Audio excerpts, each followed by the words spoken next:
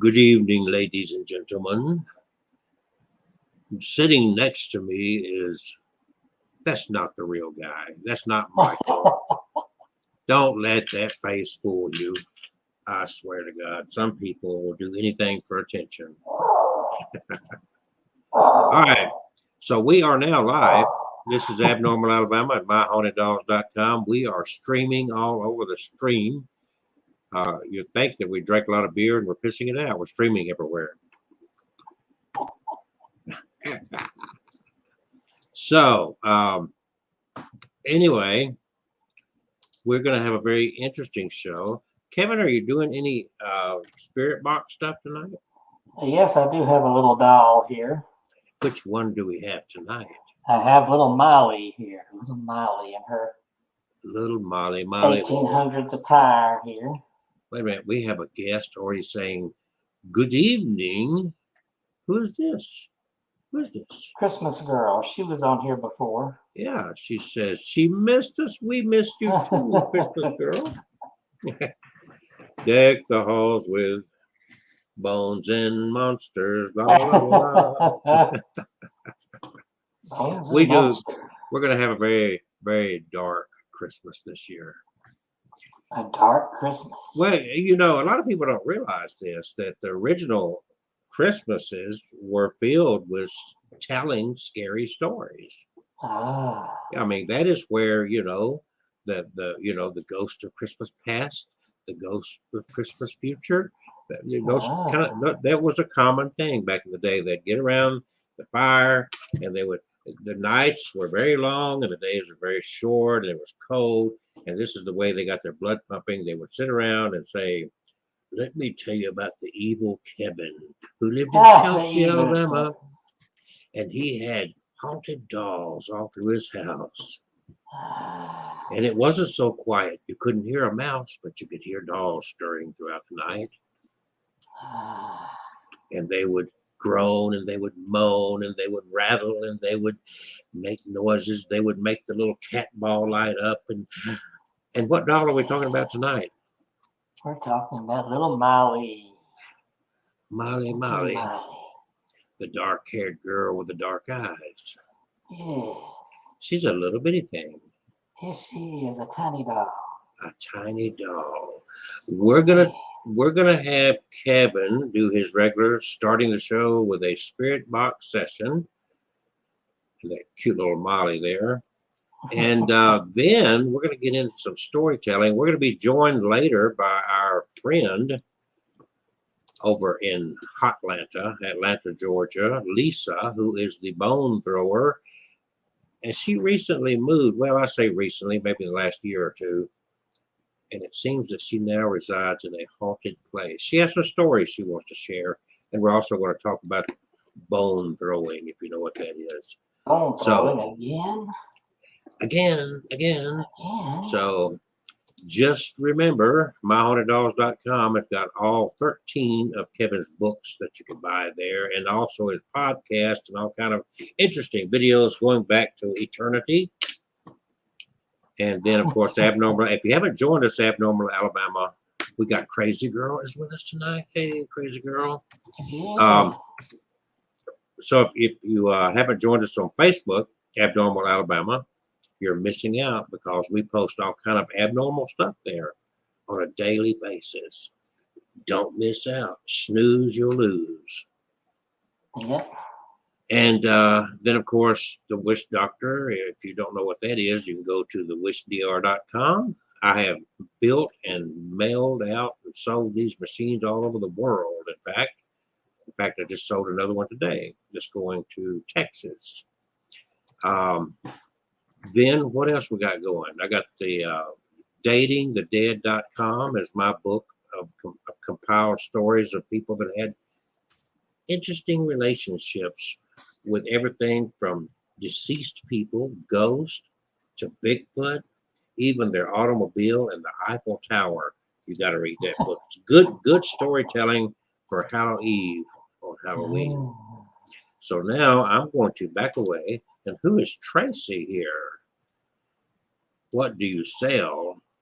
What do you want? What do you want? We sell books. Kevin has written 13 books. They all are on the line of his haunted dolls and haunted stories of things, especially around Alabama. And they're very good books. The Crimson Tide. I mean, Crimson, the blood painting. The blood painting. And I guess you're working on book 14 now. Yes. Yeah. And then I'm selling my book. Oh, what do you got? The haunted doll. Do you want the haunted doll? Is that what you're looking for, Tracy? Oh, yeah, I don't sell any. Kevin's a collector. He does not sell. He is a hoarder of haunted dolls. A hoarder of haunted dolls. In fact, stay tuned because right now he's going to do a spirit box session with Molly. Tracy, datingthedead.com is an interesting book. You might be good for Halloween stories. You might enjoy that. Welcome, guys. Welcome, and thank you for joining us. And listen carefully, listen very carefully to this spirit box session and help. If you hear some words, you think you hear this doll saying something through the spirit box, put it in the chat box there so Kevin will know. I'm going to back away and let Kevin run this show, and then hang in there because after that, we got some very interesting and very strange stories to share. And then a little bit later on, we're going to be joined by Lisa Luna. And she is the bone thrower. And she also, I understand now, resides in a haunted dwelling that she wants to talk about. So don't go anywhere. Oh. She may be kind enough to even read the bones for you. Oh. So Kevin, it's your show. Yeah, it's my show. Yay! I'm wearing the Halloween Kills mask because this Friday is when Halloween Kills premieres at theaters or on Peacock. And I'm looking forward to seeing this latest installment. But for the purposes of this spirit box, I'm going to take the mask off so I'm not quite so muffled. Now that is about to get real scary. Oh God, no. Shut up. And now, he's just jealous because I've got all this hair and he don't. Look, it just fell right back into place. To answer Crazy Girl, we haven't heard from Billy Bird in a while. Yeah. I don't know of any. I don't know who's connected with him that could check on him. I think he's from Kentucky or somewhere, and he just kind of disappeared. He kind of vanished. So if anybody knows any updates on him, I hope he's okay. Maybe he just got busy. Maybe his work schedule changed. I don't know, but would like to know for sure. This flute is just sitting over here collecting dust. Well, play it. Maybe he'll show up. play the magic flute, and maybe he'll show up. There you go. Now, wouldn't that be strange if he just popped on screen real quick now? with his intro line, there's something very abnormal going on here. There's something abnormal going on here. Okay, so here's Kevin doing a spirit box session with Molly. Here we go, little Molly. Now, I've had her for about 4 years. She's kind of a quiet girl, but she sometimes speaks out to the sensitive people when they come in. In fact, just recently, one of the new maids who we have the maid service come in once a month, and one of the new maids was in this room where I keep most of the haunted dolls and little Molly here in the showcase. And she came in and asked me, she said, "Excuse me, is one of these dolls named Molly?" I said, "Yeah, I do have one named Molly." And she said, "Well, I keep hearing that name every time I go by that case over there. I hear the name Molly, like it's whispered." I said, "Well, there is a doll in there named Molly." So that's not the first time I've had somebody walk by the stall and come back and say, "I heard a name whispered like Molly." So Molly is the whisperer.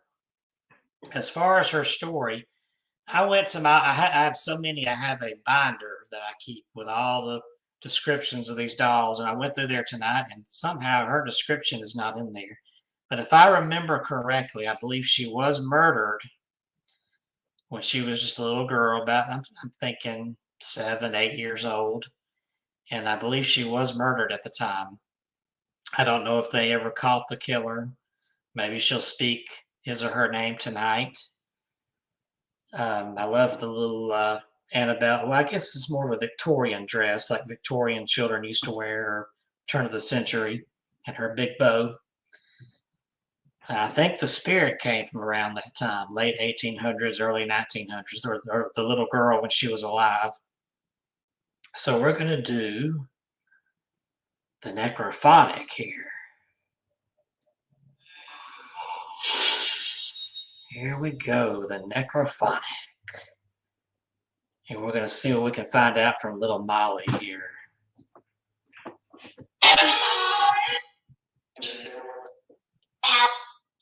Oh, right away I hear little girl's voice. Is that you, Molly? Sure. Sure.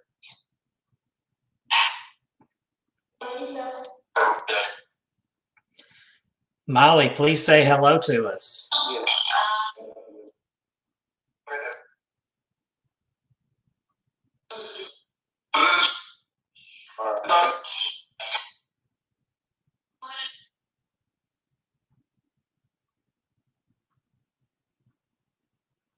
Did you whisper your name to one of those ladies who was cleaning in the room?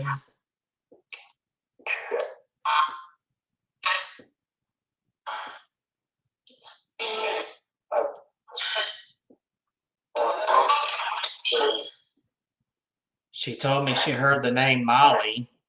Was that you? Yeah, I heard a whispered, yeah. Hello, Molly. How are you doing?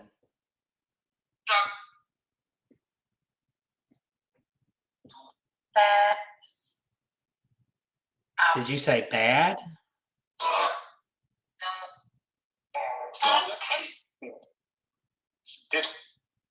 Well, what's wrong, Molly?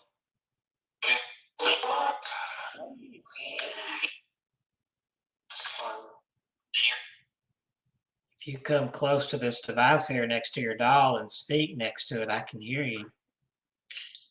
Good. I heard good. You like to whisper, don't you? Hi. I heard the whisper, hi. It's okay. Don't be shy. You can speak to us. You have to speak a little.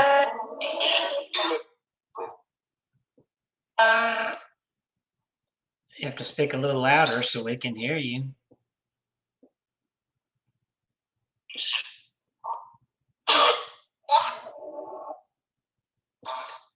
What's your last name, Molly?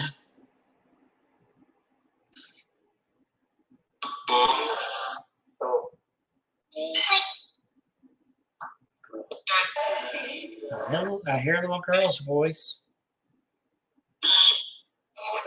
Where did you used to live, Molly?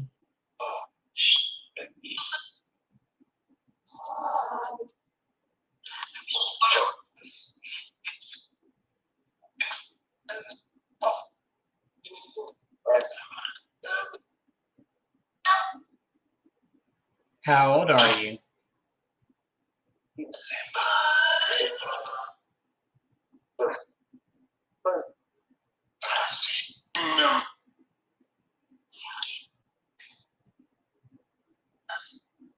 Is there something we can help you with?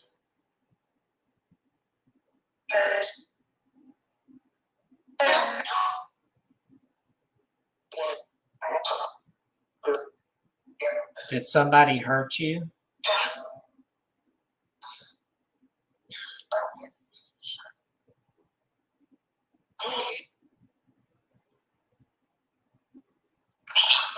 I think I heard that somebody hurt you when you were alive. Is that true?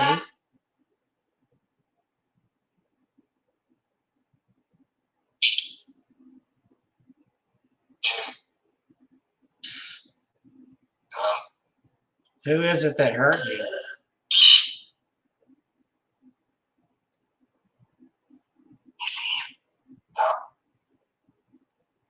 I heard a voice whisper, "Is it him?"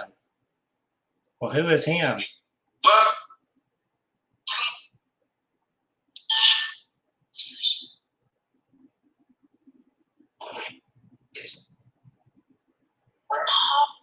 It's okay, Molly. You can talk to me. You're protected here.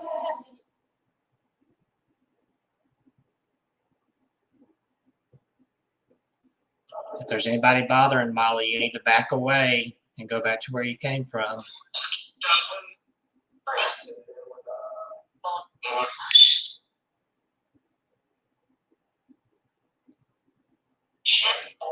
that me, or does her doll look a lot more paler on the cameras on the screen than she did a few minutes ago?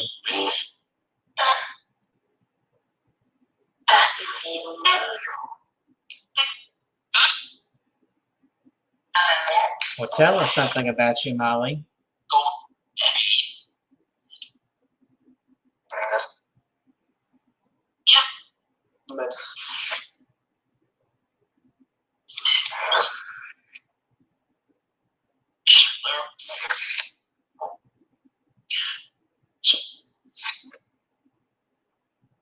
What do you like, Molly?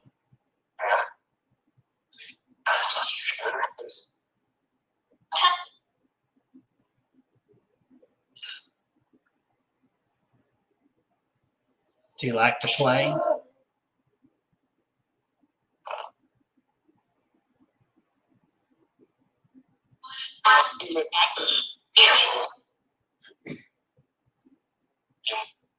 We've got a good opportunity here to talk. Is there anything you'd like to tell us?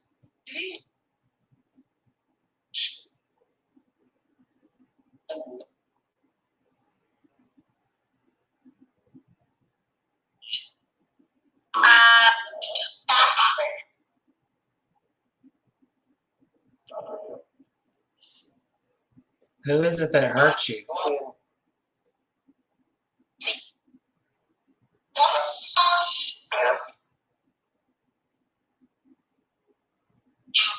Was it somebody in your family?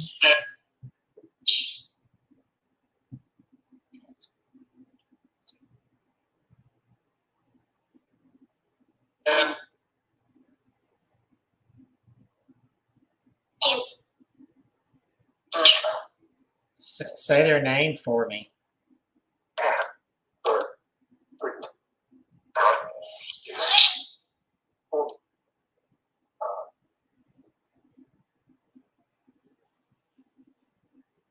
How did they hurt you?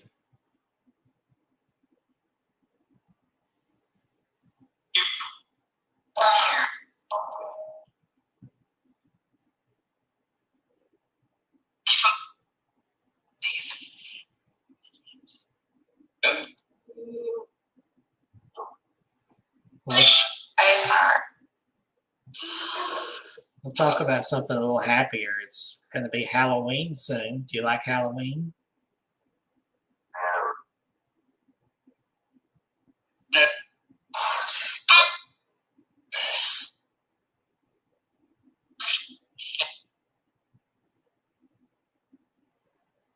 What do you think of the little jack-o'-lanterns I've got scattered around that I light up at night?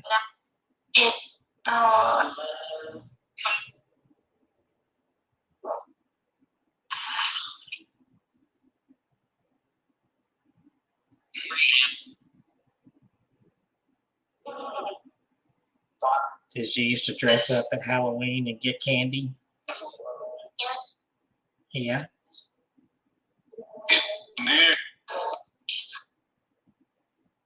What was your favorite costume?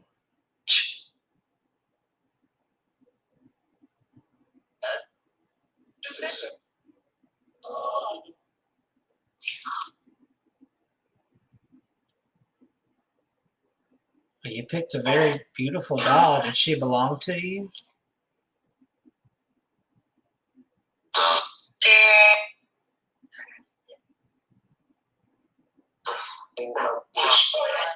Who gave her to you?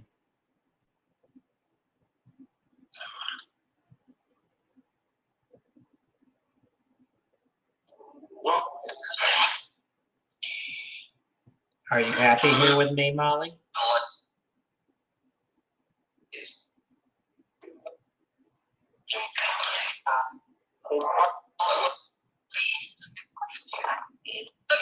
I heard the name Molly a few times. Well, I'm glad you're here with me, Molly.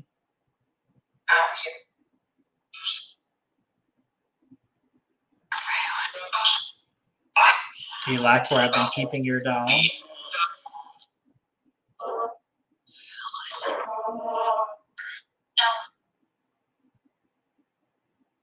I heard a no in there.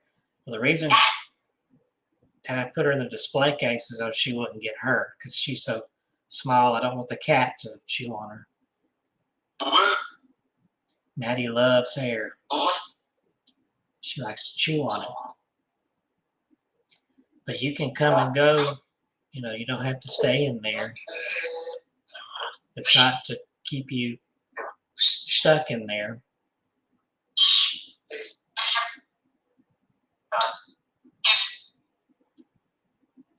We just got a minute or so left. Is there anything you want to say to us before we stop?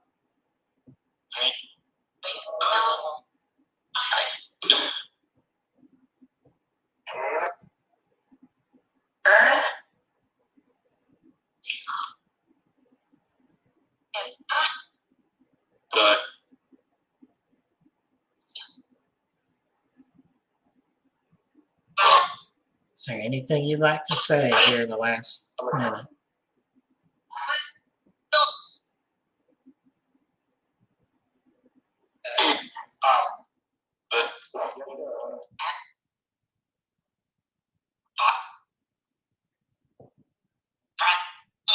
Well, okay, I'm going to go ahead and turn off the spirit box application. So if there's any spirits that don't belong here, you need to go back where you came from and all spirits back away because I'm going to turn this off after I count down from 5. Yes. 5, 4, 3, 2, 1. Thank you. Goodbye. All right, that was little Molly. And she's so cute. Yeah, I saw that question. I asked it, and I didn't get a response. I didn't hear a response on the spirit box, but if y'all heard it, they heard it. Have you heard it? There we go. I gotta clean the cat fur off her dress. It's about time. About time. About time you clean that stuff up. Hey. So what do you think, guys? Are you all ready to start with some stories here? Yeah. So what do you want me to start? You want to start? This is I'm Kelsey. This is Kevin. You know who we are. And we are he's got his Michael Myers. That looks a little, you're not gonna, okay. So anyway, Not gonna what? Can we put it back on? I'm not gonna tell you have to, but you know, whatever you want to do. I can, if you want to, if you want to tell, since I just did a lot of talking, if you want to tell a story. I can. This is a true story. This isn't a fake. It's not a fraud. It's not an urban legend. Fraud. None of the above. I put the mask back on.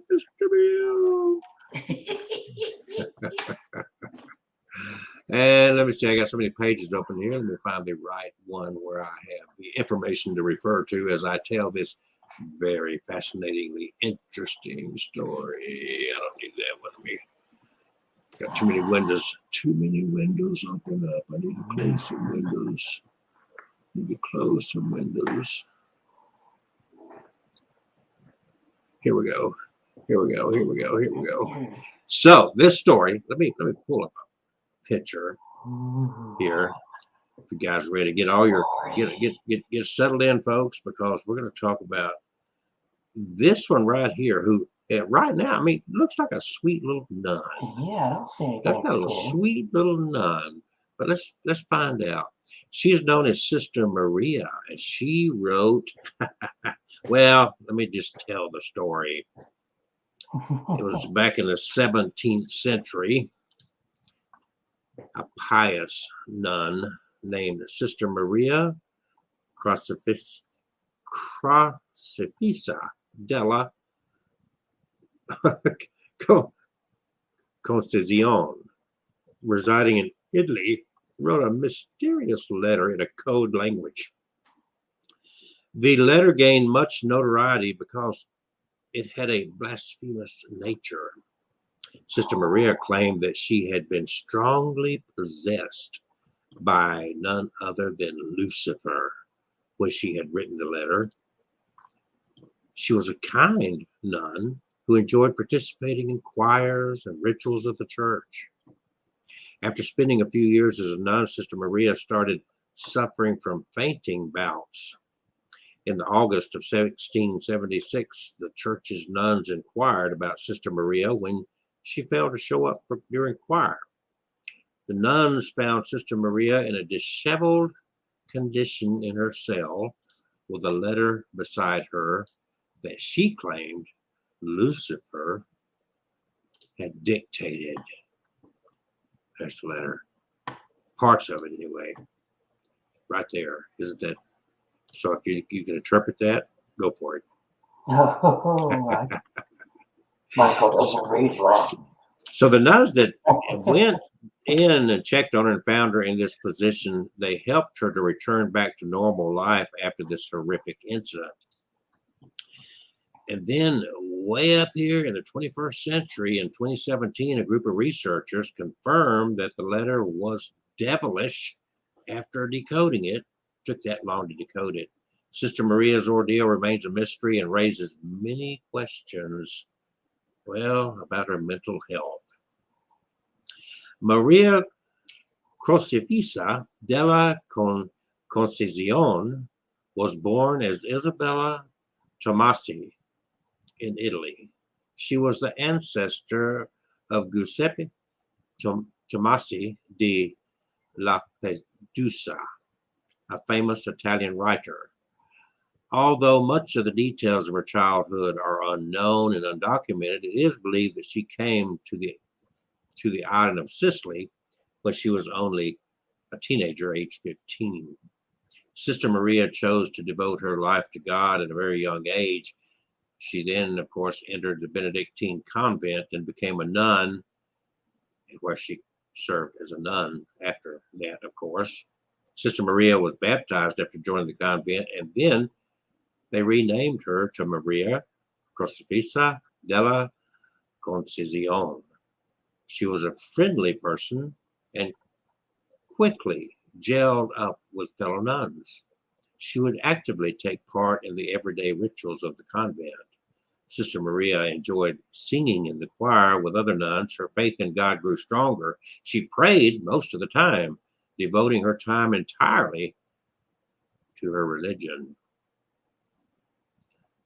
I'm going to pull another picture up here real quick because things start getting a little bit shaky here.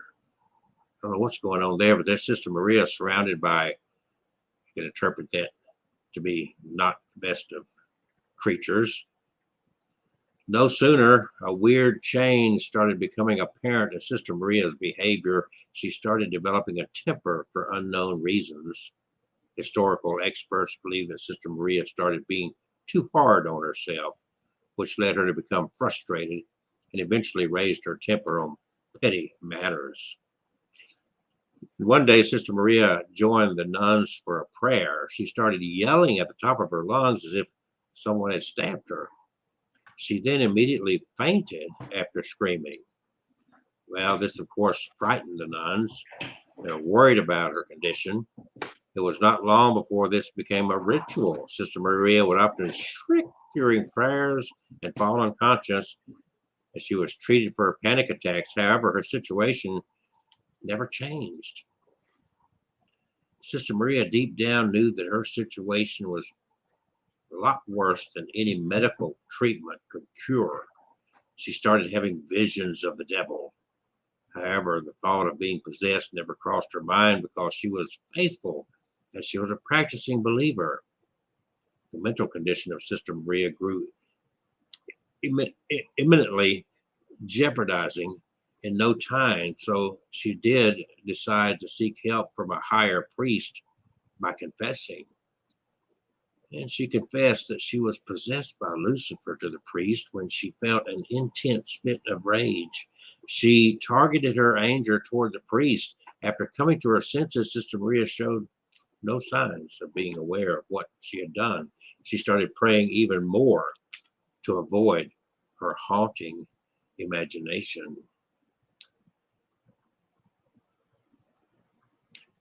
This is a true story, folks. This is not some made up story. So the nuns gathered in the prayer hall to sing for the choir as usual. One of the nuns noticed that Sister Maria was missing. She asked other nuns about her, knowing that her condition was worrisome. No one knew where she was supposedly where she was. They all knew that she was supposedly possessed. A few of the nuns started looking for Sister Maria, but they found her in her cell in a shocking state. Her appearance, she looked physically distressed and was lying on the floor, and her face was covered in black ink. The nuns found a letter beside Sister Maria. It was written in an unusual language and what appeared to be code words. The sisters asked Sister Maria about it.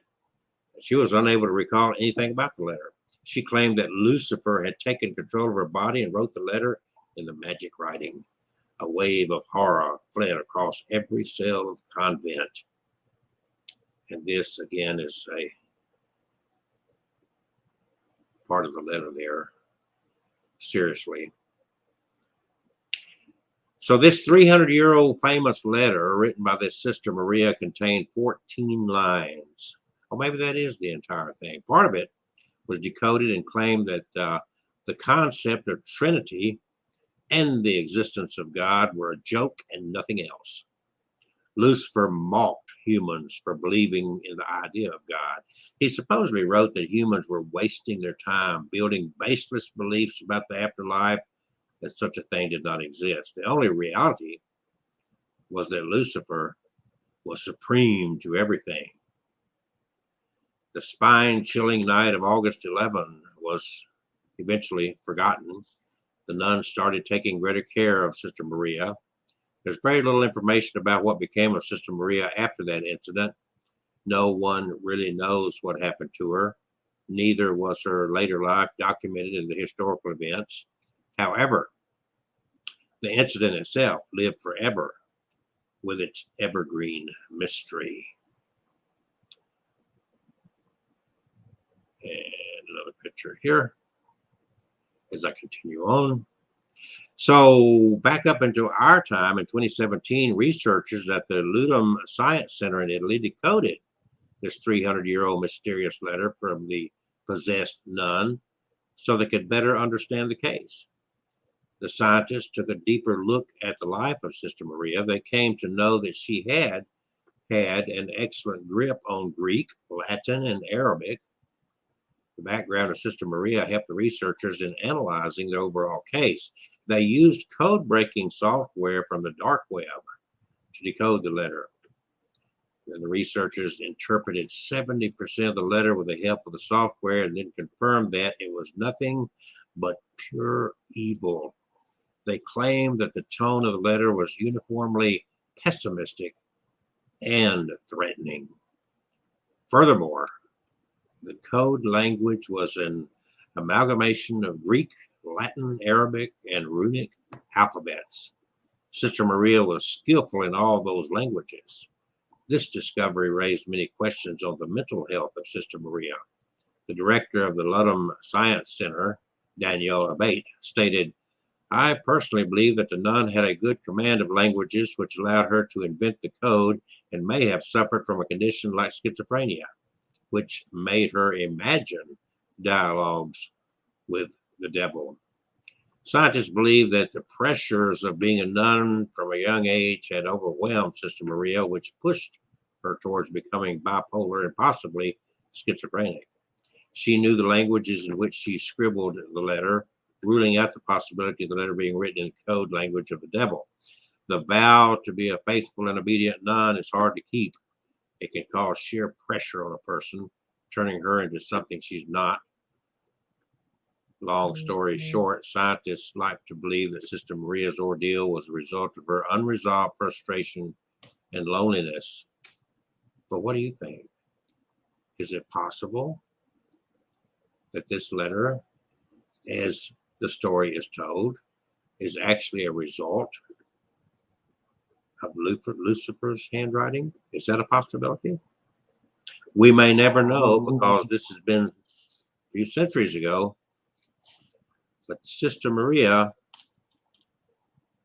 who at once was this pious, young, faithful nun, a sweet woman, they said, seemed to be haunted by demons and Lucifer himself. Now that, see, there's the devil right there. Looks like Pan. So you hear Michael Myers in the background there. So there you go, Sister Maria and her letter from the devil, going back to the 1600s. Interesting story. I thought, anyway. Maybe you didn't. Clearly not as scary as that guy next to me there. But I'm a little bit concerned that there's no blood on your knife. You haven't used it. You haven't used it lately, so I keep things clean. that'll be a first.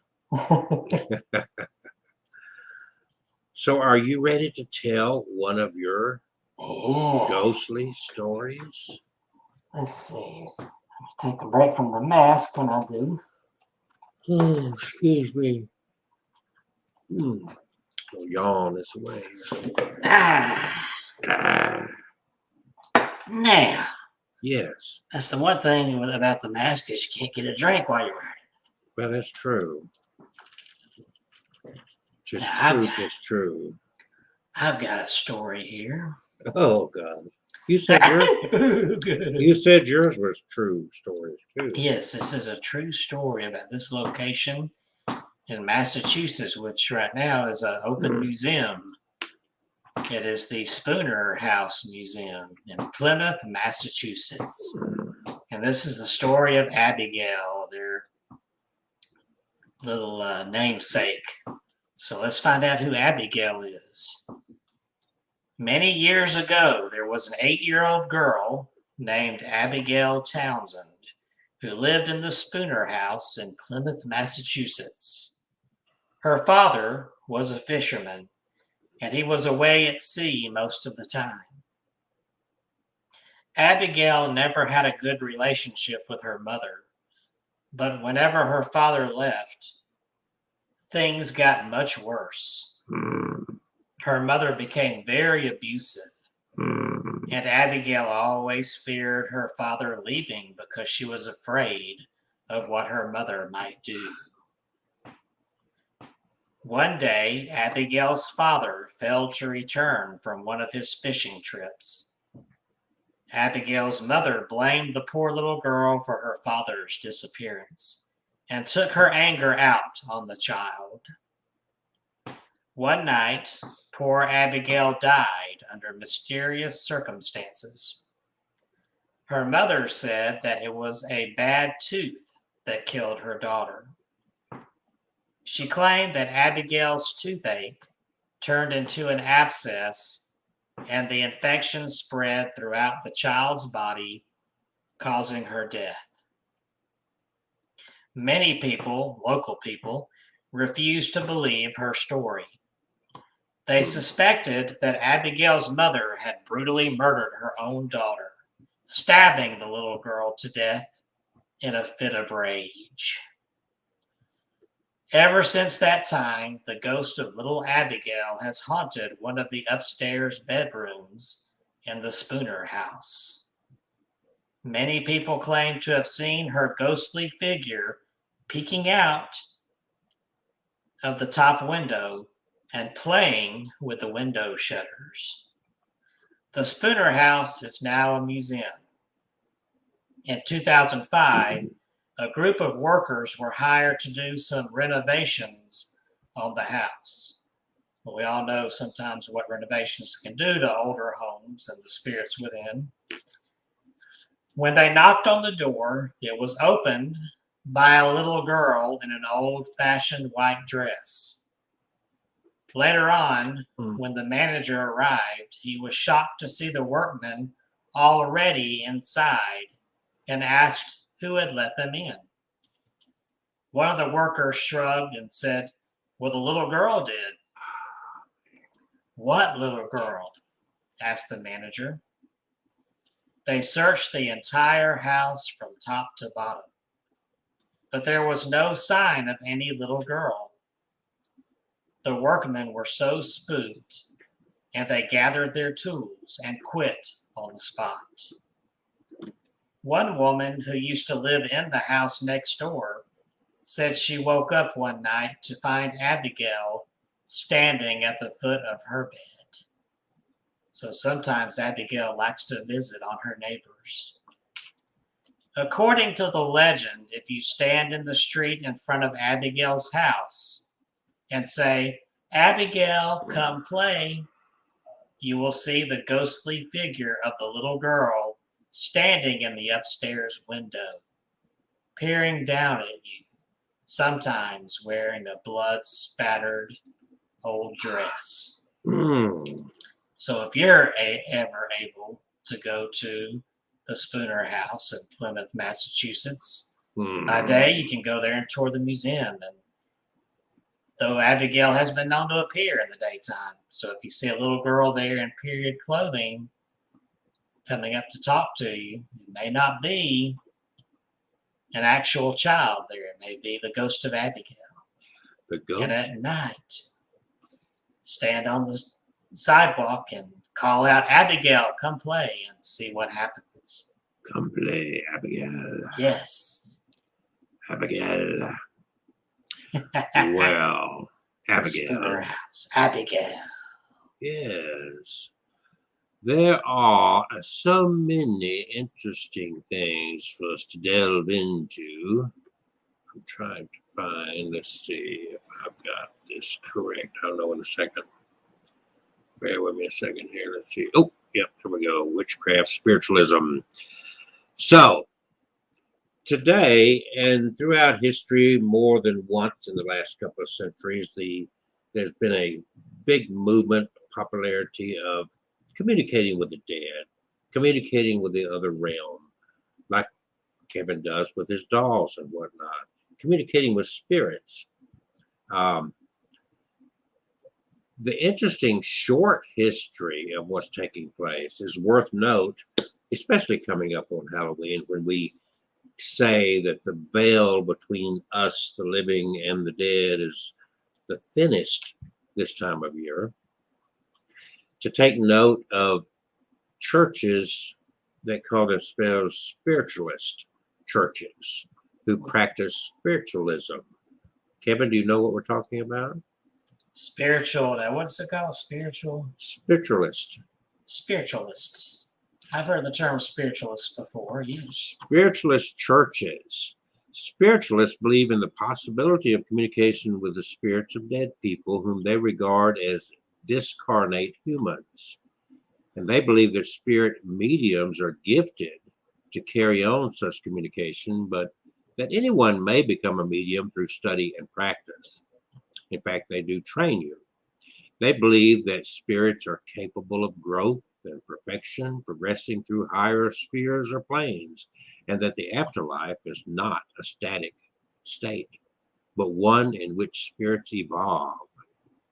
The two beliefs that contact with the spirits is possible and that spirits may dwell on a higher plane lead to a third belief, that spirits can provide knowledge about moral and ethical issues as well as about God and the afterlife.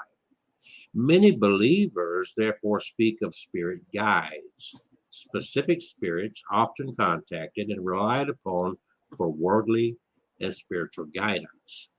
According to spiritualists, Anyone may receive spirit messages, but formal communication sessions, seances, are held by mediums who claim thereby to receive information about the afterlife. As an informed movement, spiritualism does not have a defined set of rules, but various spiritualist organizations within the United States have adapted variations on some or all of a declaration of principles developed between 1899 and 1944 and revised as recently as 2004. In October 1899, a 6-article Declaration of Principles was adopted by the National Spiritualist Association at a convention in Chicago, Illinois. An additional 2 principles were added by the NSA in October 1909 at a convention in Rochester, New York. Finally, in October 1944, a 9th principle was adopted by the National Spiritualist Association of Churches at a convention in St. Louis, Missouri. In the UK, the main organization representing spiritualism is the Spiritualist National Union, SNU, whose teachings are based on the 7 principles. Spiritualism first appeared in the 1940s in the burned over district of upstate New York, where earlier religious movements such as Millerism and Mormonism had emerged during the Second Great Awakening. It was kind of a movement of the Advent, like the Church of the Latter-day Saints, which is Mormons, Jehovah's Witnesses, and the, what's the other one? Seventh-day Adventists. All were formed about this same time. But the Millerism and Mormonism and these other organizations did not associate themselves with spiritualism. So spiritualism was its own separate form of religious practice. That region up in New York State was an environment in which many thought direct communication with God or angels was possible, and that God would not behave harshly. For example, that God would not condemn unbaptized infants to an eternity in hell. And all these Adventist movements were very anti-Catholicism. And that's why this speaks of them unbaptized infants, because especially in Catholicism, they have a practice of sprinkling babies. In this environment, the writings of Emanuel Swedenborg, who lived from 1688 to 1772, and the teachings of Franz Mesmer. And if you remember Mesmer, that's where the word mesmerize came from. And he was kind of the founder of hypnotism. But Franz Mesmer provided an example for those seeking direct personal knowledge of the afterlife. Swedenborg, who claimed to communicate with spirits while awake, described the structure of the spirit world. 2 features of his view partially resonated with the early spiritualists. First, that there's not a single hell or a single heaven, but rather a series of higher and lower heavens and hells. Second, that spirits are intermediates between God and humans, so that the divine sometimes uses them as a means of communication. Although Swedenborg warned against seeking out spirit contact, his works seem to have inspired in others the desire to do so. Swedenborg was formerly a highly regarded inventor and scientist, achieving several engineering innovations and studying physiology and anatomy. Then in 1741, he also began to have a series of intense mystical experiences, dreams, and visitations, claiming that he had been called by God to reform Christianity and introduce a new church. Mesmer didn't contribute religious beliefs, but he brought a technique later known as hypnotism that it was claimed could induce trances and cause subjects to report contact and supernatural beings. There was a great deal of professional showmanship inherent in demonstrations of mesmerism, and the practitioners who lectured in mid-19th century North America sought to entertain their audiences as well as to demonstrate methods for personal contact with the divine. Perhaps the best known of those who combined Swedenborg and Mesmer in a peculiarly North American synthesis was Andrew Jackson Davis, who called the system the harmonial philosophy. Davis was a practicing mesmerist, faith healer, and clairvoyant from Blooming Grove, New York. He was also strongly influenced by the socialist theories of Fourierism. His 1847 book, The Principle of Nature, Her Divine Revelations and a Voice to Mankind, dictated to a friend while in a trance state, eventually became the nearest thing to a canonical work in a spiritualist movement whose extreme individualism precluded the development of a single coherent worldwide. Was that the spirits trying to move in on me there? It was a spam caller. They're spams. Spams. So spiritualists often like to set the date of March 31st, 1848 as the beginning of their movement. And I'm sure that at least Kevin will remember this and these names because it was on that date that Kate and Margaret Fox of Hydesville, New York, reported that they had made contact with a spirit that was later claimed to be the spirit of a murdered peddler whose body was found in the house, though no record of such a person was ever found. Do you remember the Fox sisters? I've heard that before, yes. The spirit was said to have communicated through rapping noises, Yes. audible to onlookers. The evidence of the senses appealed to practically minded Americans, and the Fox sisters became a sensation. As the first celebrity mediums, the sisters quickly became famous for their public seances in New York. However, in 1888, the Fox sisters admitted that this contact with a spirit was a hoax, though shortly afterward they recanted that admission. So was it or was it not? Amy and Isaac Post of Hicksite Quakers from Rochester, New York, had long been acquainted with the Fox family and took the two girls into their home in the late spring of 1848 and immediately convinced of the veracity of the sisters' communication. They became early converts and introduced the young mediums to their circle of radical Quaker friends. Consequently, many early participants in spiritualism were radical Quakers and others involved in the mid-19th century reforming movement. These reformers were uncomfortable with more prominent churches because those churches did little to fight slavery and even less to advance the cause of women's rights. Those reformers always just, creating problems. Yeah. Thanks to them, women have rights and we don't have slaves. Okay.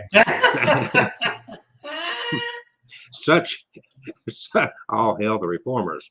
Such links with the reform movement, often radically socialist, they're socialist. Good God. Had already been prepared in the 1840s, as the example of Andrew Jackson Davis shows. After 1848, many socialists became ardent spiritualists or occultists. Socialist ideas, especially in the Fourierist vein, exerted a decisive influence on Kardec and other spiritists. The most popular trance lecturer prior to the American Civil War was Cora L.V. Scott, 1840 to 1923. Young and her appearance on stage fascinated men. Her audiences were struck by the contrast between her physical girlishness and the eloquence with which she spoke of spiritual matters, and found in that contrast support for the notion that spirits were speaking through her. Cora married 4 times. Boy, she should have just listened to her spirit guides, and on each occasion adopted her husband's last name. So during her period of greatest activity, she was known as Cora Hatch. Another famous woman spiritualist was Acha W. Sprague, who was born November 17, 1827 in Plymouth Notch, Vermont. And at the age of 20, she became ill with rheumatic fever and credited her eventual recovery to intercession by spirits. An extremely popular trance lecturer, she traveled about the United States until her death in 1861. Sprague was an abolitionist and an advocate of women's rights. And are you noticing something about the spiritualist movements? There were men involved, but there were a lot of women involved, which was very unnatural in the early church. The early church was pretty much a male dominant thing. Yet another prominent spiritualist and trance medium prior to the Civil War was Patchell, Beverly Randolph, who lived between 1825 and 1875. A man of mixed race. Boy, them reformist people, they were having interracial, God, and they were socialist and they were against slavery, who also played a part in the abolitionist movement. Nevertheless, many abolitionists and reformers held themselves aloof from the spiritual movement. Among the skeptics was the famous abolitionist, you know, the black man, Frederick Douglass. Yes. So if you've ever read any of his works, they are worth the read, I would tell you. I don't know if you've ever read any of his works or not. Another social reform movement with significant spiritualist involvement was the effort to improve conditions of Native Americans. Man, what are they doing with all these minorities? As Catherine Troy notes in a study of Indian ghosts and seances, undoubtedly, on some level, spiritualists recognized the Indian specters that appeared at seances as a symbol of the sins and subsequent guilt of the United States in its dealings with Native Americans. Spiritualists were literally haunted by the presence of Indians, but for many, that guilt was not assuaged. Rather, in order to confront the haunting and rectify it, they were galvanized into action.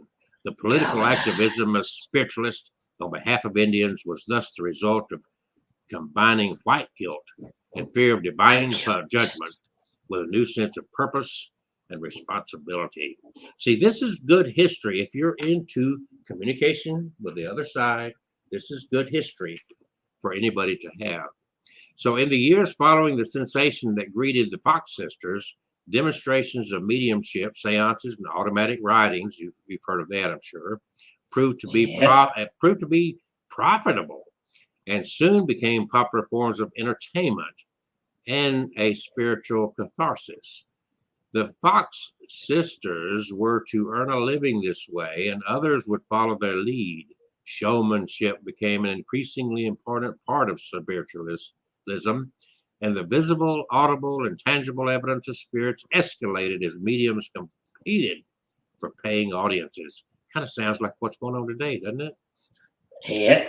As independent investigating commissions repeatedly established, most notably the 1887 report of the Cyber Commission, fraud was widespread, and some of these cases were prosecuted in the courts. That is so up to date with what's going on today. You go to YouTube, you got all these ghost hunting groups and all these so-called psychics, and the problem is there's so many frauds, they kind of ruin it for the legitimate ones. You know what I'm saying? Yeah. You agree with that? Oh, yeah. Despite numerous instances of chicanery, the appeal of spiritualism was strong. Prominent in the ranks of its adherents were those grieving the death of a loved one. Many families during the time of the American Civil War had seen their men go off and never return, and images of the battlefield produced through the new medium of photography demonstrated that their loved ones had not only died in overwhelmingly huge numbers, but horribly as well.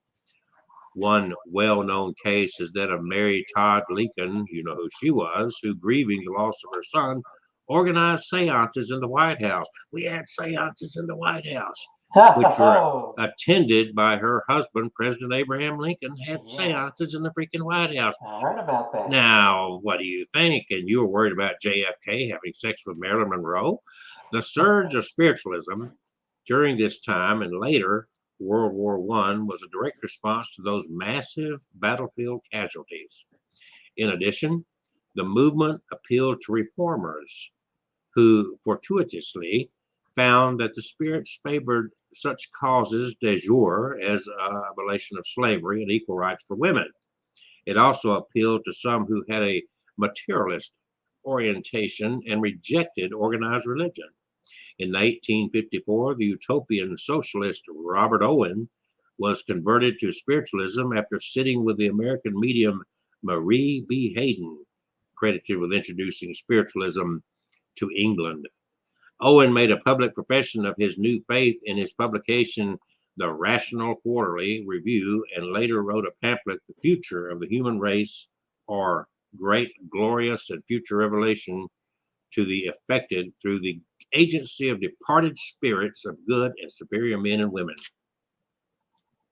A number of scientists who investigated the phenomenon, there's your word, also became converts. They included chemist and physicist William Crookes, evolutionary biologist Alfred Russel Wallace, physicist Sir Oliver Lodge, Nobel laureate Pierre Curie, was impressed with the mediumship performances of Eusapia Palladino and advocated their scientific study. Other prominent adherents included journalist and pacifist William T. Stead and physician and author Conan Doyle. Doyle, who lost his son Kingsley in World War I, was also a member of the Ghost Club. Founded in London in 1862, its focus was the scientific study of alleged paranormal activities in order to prove or refute the existence of paranormal phenomena. Famous members of the club included Charles Dickens, Sir William Crookes Sr., Sir William F. Barrett, Harry Price. The Paris seances of Eusapia Palladino were attended by the enthusiastic Pierre Curie and the dubious Marie Curie. The celebrated New York City physician John Franklin Gray was a prominent spiritualist. Thomas Edison wanted to develop a spirit phone, an ethereal device that would summon to the living the voices of the dead and record them for posterity.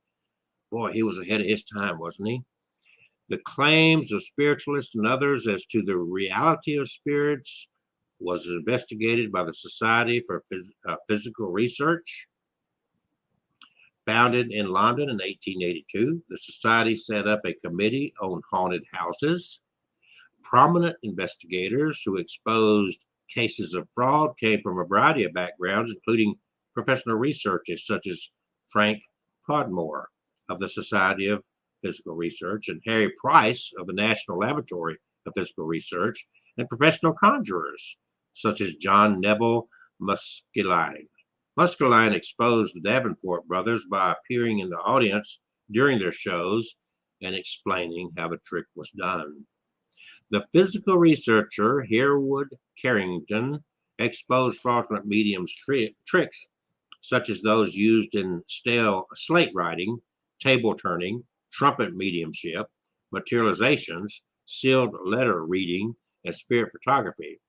The skeptic Joseph McCabe, in his book Spiritualism Based on Fraud, documented many fraudulent mediums and their tricks.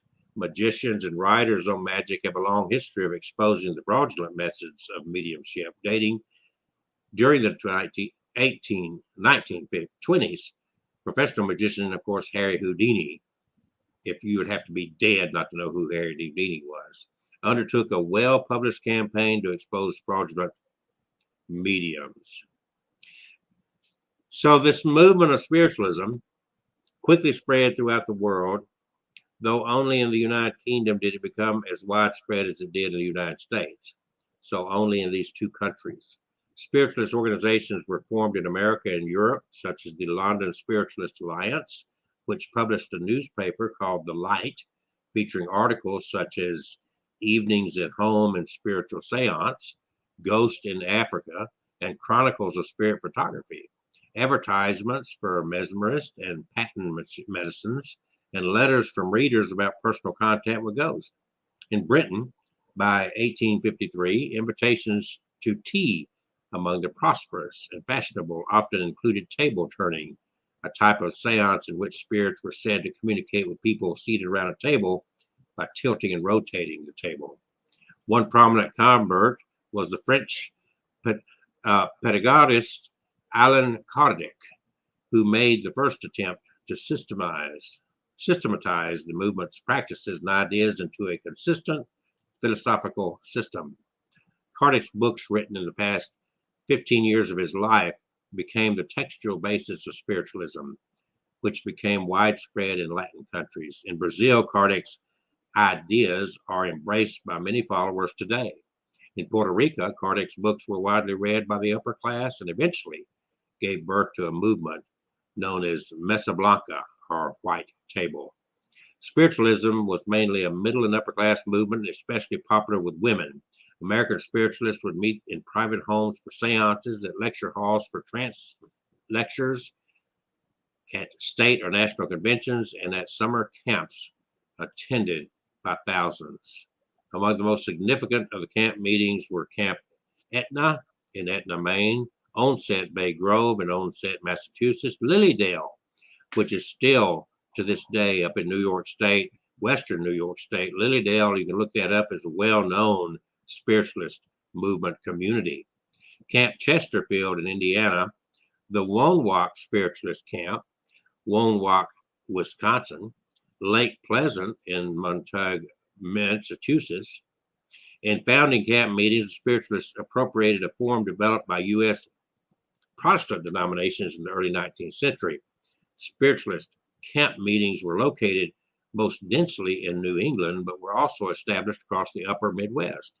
And then, I'm sure if you haven't, you should take a trip down to Casadaga, Florida, which is the most notable spiritualist camp meeting in the southern states and very populated and very active up to this day. Have you ever heard of that one? No, I haven't. You need to look that up. You would enjoy that trip. A number of spiritualist periodicals appeared in the 19th century, and these did much to hold the movement together. Among the most important were the weeklies, the Banner of Light, the Religio-Philosophical Journal, Mind and Matter, the Spiritualist, the Medium. Other influential periodicals were the Revue Spirite, Le Messenger, and a lot of others. These periodicals differed a great deal from one to another, reflecting the great differences between spiritualists. Some, such as the British Spiritualist magazine, were Christian and conservative, openly rejecting the reform current so strong with spiritualism.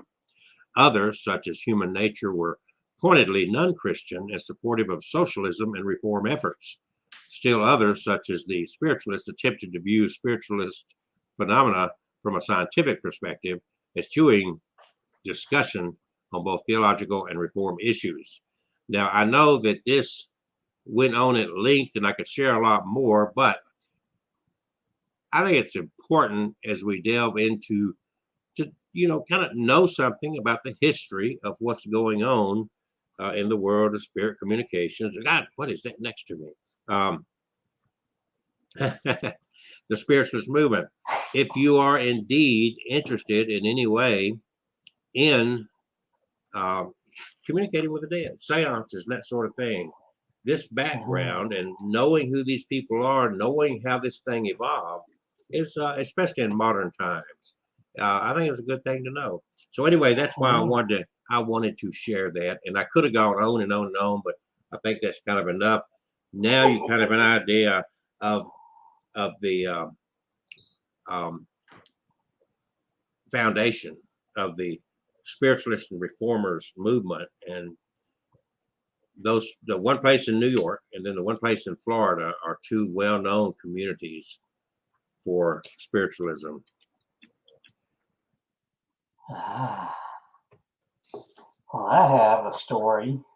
You have a I can story? go ahead and share that comes complete with a ghost photo Oh, yes. that I'll share in the end here. This is a place. Have you ever heard of the Mud House Mansion? I think I have, yes. And I certainly have. By the way, if you ever want to go to Casadaga, Florida, with that spiritualist community, from my house, it is a 8.5 hour drive. ooh, It is In fact, if you're going to go down there, you might as well spend a few days because you're not too far from Orlando, Kissimmee, Disney, and all that stuff. So just so you know, so you could have your fantasy and your spiritualism and all that combined in one trip. Okay, so when are we going? Where are we going? All right. Now, the Mud House Mansion. This was located in Where is that? Where is that? County, Ohio. Where is that? Fairfield County, Ohio. Now, it's not there today, but the stories still remain of the Mud House Mansion. It was a haunted house located outside Lancaster, Ohio.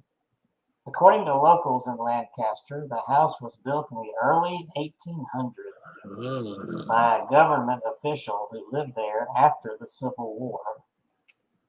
The man still kept slaves in Mud House Mansion, even though it was illegal at the time. It seems this man did not abide by the law and kept his slaves locked up in an outbuilding at night. He treated his slaves very poorly, and conditions were so bad that one slave started building a tunnel underneath the wall of the outbuilding. He dug a little every night after the lights in the mansion had gone out and the slave owner and his family had gone to sleep. Eventually, his tunnel was completed, and he squeezed himself down the small opening and came up on the other side of the wall. In the dead of night, he crept towards the mansion, slipped the lock on the back door, tiptoed up the staircase, and killed everyone inside. In the morning, locals discovered what had happened, but all the slaves had escaped, and no one was ever charged with the crime. The house lay vacant for years afterwards, and neighbors heard strange groans and shrieks coming from within the empty mansion. Everyone believed it was haunted by the ghosts of the slave owner and his family. Nobody dared to enter the menacing-looking building.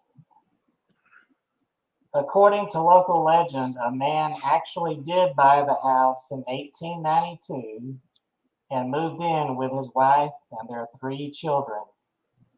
Neighbors saw the family moving in, unloading their belongings from trucks and carrying them into the house. And then, nothing. Neighbors never saw them again. The family never left the house. Neighbors thought it was very odd for a family of 5 to spend all their time indoors. When one neighbor looked out her bedroom window, all she could make out was the figure of a woman, dressed all in white, standing at the second floor window. The figure was not doing anything, just standing there, staring at her. When the neighbor looked again the following day, she saw the figure again, standing in the same position. Every day, whenever the neighbor looked at the Mud House Mansion, the figure was always there, standing in exactly the same position. On the 10th day, she called the police and asked them to investigate. When policemen broke into the mansion and climbed the stairs to the second floor, they were greeted by a terrible sight. All 5 family members were hanging lifeless from the ceiling. They were all dressed in white nightgowns. It appeared that they had taken their own lives. The figure the neighbor had seen was the mother of the family, and she had not been standing at the window. She had been hanging there for 10 whole days. After that, nobody would live in the house, and it remained vacant until the day that it was torn down. People would still come to visit the old mansion, but the last owner would not allow anyone to enter the property. Sometimes she would sit outside with a shotgun in her lap to frighten off trespassers, because she was afraid that if anyone went in, they would not come out alive. Local children called it Mary's house and tell each other that the famous Bloody Mary of legend grew up there. People who live in the area said that on cold, dark nights, you could sometimes still see the figure of a woman, all in white, standing motionless at the second floor window. Now, the house was finally torn down by the last owner on September 21st, 2015, but not before he captured a picture of that upstairs window where the woman had been seen. And up in one of those windows, now there's one window has a light, but there's another one where you can see a misty white figure. And if you zoom in, there she is, the woman in white, inside the middle window there. Some kind of wispy white figure. Okay, the one with the in the center of the three windows, or is that the one? Yes, the center. Okay. It's a white wispy figure. A wispy. They say he captured the woman in white, otherwise known as Mary. So would Mary knock on a table? No, she didn't. Well, I haven't heard anything about knocking on a table, but then again, not many people were allowed inside. Well, after that last killing. Where is this located again? This was in Ohio. Okay. In Fairfield County, outside of Lancaster, Ohio. But again, the house was torn down in 2015. Oh, so the house is gone now. But perhaps the ghosts still linger there. Well, we could just set a table. We could set up a table in the middle of the field there where the house was. And sell books. See if we can, she'll come along and buy one. See if we can raise her up for a conversation.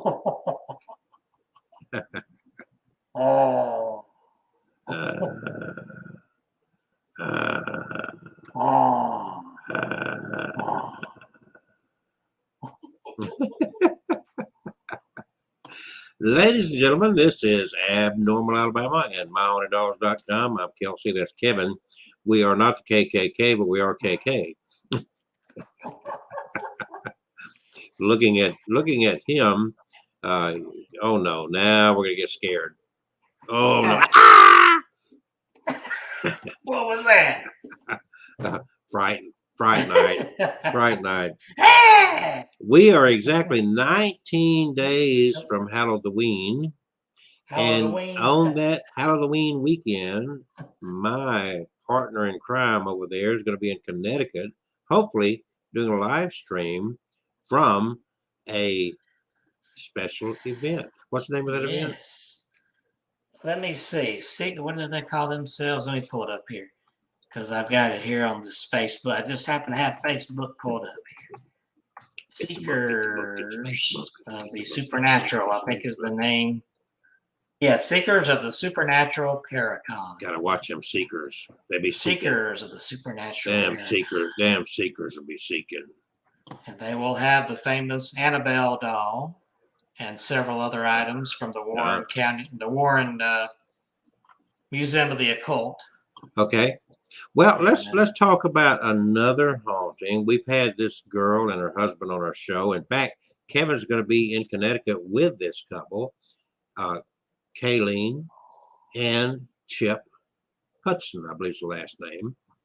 And they just shared with me, and they've shared a lot from their dwelling place. Their dwelling. Up in Virginia. So this is a little haunting thing. And let me find it and let's do a little share. I need he's gonna share. Yes, we do it. Okay, let's go. Here we go.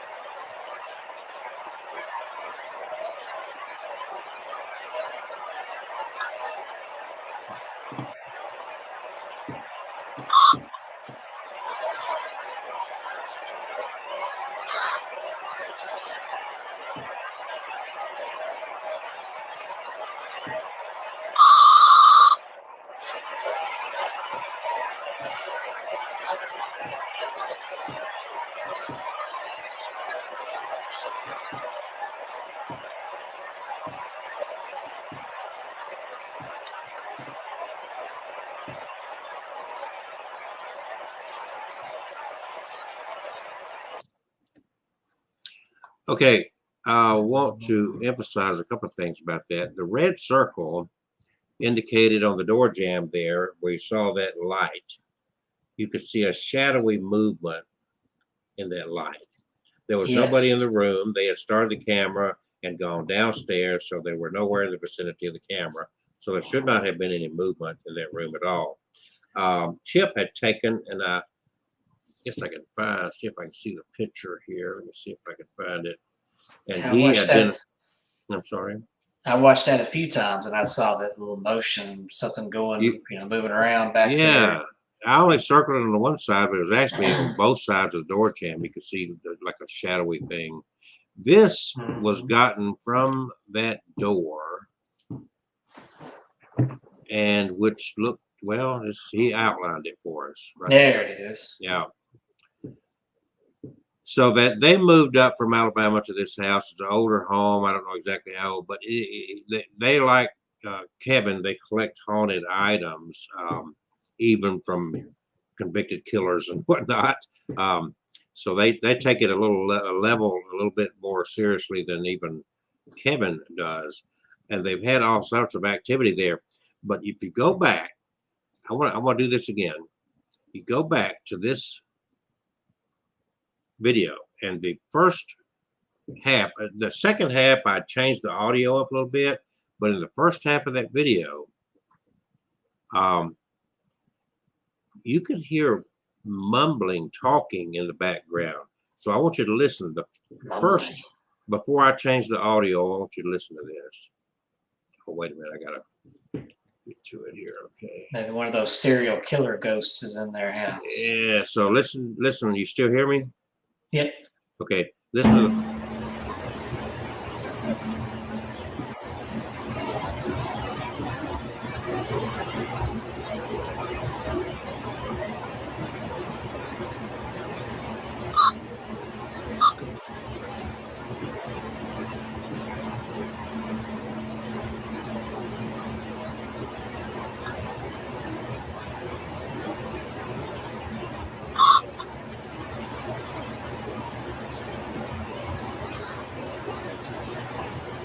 Now, see, you kind of hear it there in the midst of that white noise. It's like you hear some voices. Yeah. Do you hear it too? Yeah, I heard some guy come. I couldn't make out. Yeah. Now I'm not talking about that exactly screeching sound. I'm not talking about that screeching sound. Let me continue to play it. Yeah. Listen carefully.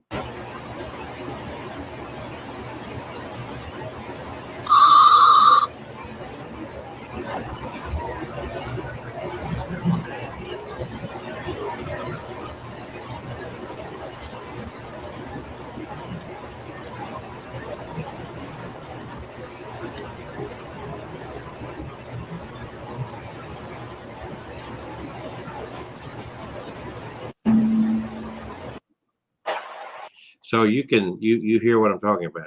Yeah, I wondered when I first, the first few times I played that, did they have a spirit box going up there or something? No, it was perfectly quiet, and it's a big house, and they put cameras strategically through the house on occasion, like you do your sessions with the dolls, and then they totally leave that area of the house. Most of the haunting that they've captured and shared with me anyway has been in the upstairs areas. And when the first time, you could clearly hear that screeching noise, whatever that was. And then as I was playing it, I recognized those two lit up spots on the door frame, like you see something shadowy right there. And then I listened to it again, and then that white noise in the first version before I altered the audio, the first version of it there, you could definitely hear like some voices in amongst that white noise. Yeah. Can't make out what it's saying, but it's No, definitely like, there's- you know, like you're standing in front of a big fan that's real loud and you're trying to have a Yeah. conversation. Yeah. that's what it sounds like. Yeah. So that was my sharing of that. I haven't seen Lisa. She said she might join us. She might have got tied up, Yeah. but we can keep you entertained. Don't worry about that. Yeah. I'm going to check in. I haven't. She probably got tied up. So I know she was going to be late, Yeah. and she has not even checked her message there of the link. So that's all right. There's another week coming up. Yeah. So do you have another ghost story for us, But, Mr. Michael Myers Head? But of course I do. I've got one sitting right here waiting. Oh, get her done. And this one's the meat cleaver story. All right, let me get back to the top here. The year was 1889. And in the city of Victoria, Canada, there was a busy and overcrowded area known as Chinatown. In this area, there lived a young Chinese man named Chan Ohan. He was 17 years old, and he earned a meager living cleaning rooms and making beds in the American Hotel.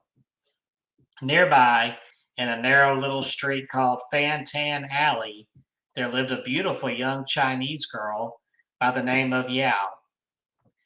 She was very poor and had to support herself by working in a house of ill repute.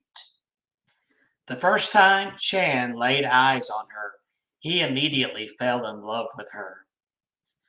The young man came by many times to talk to her as she sat at her window in the evening. One day he worked up the courage to propose to her. She thought he was joking and laughed at him.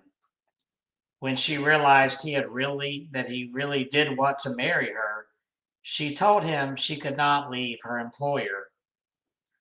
She said her boss was a mean and violent man. If she left, he would hunt her down and kill her. Chan was determined and came back the next day with a vial of poison. He passed it to her through the window and told her to use it to kill her boss. Pour it on his food, said Chan. Kill him and his wife. Then we can be together. The girl was shocked at this, and when she realized he was serious, she did not want anything to do with him. After all, he was penniless. What kind of husband would he make?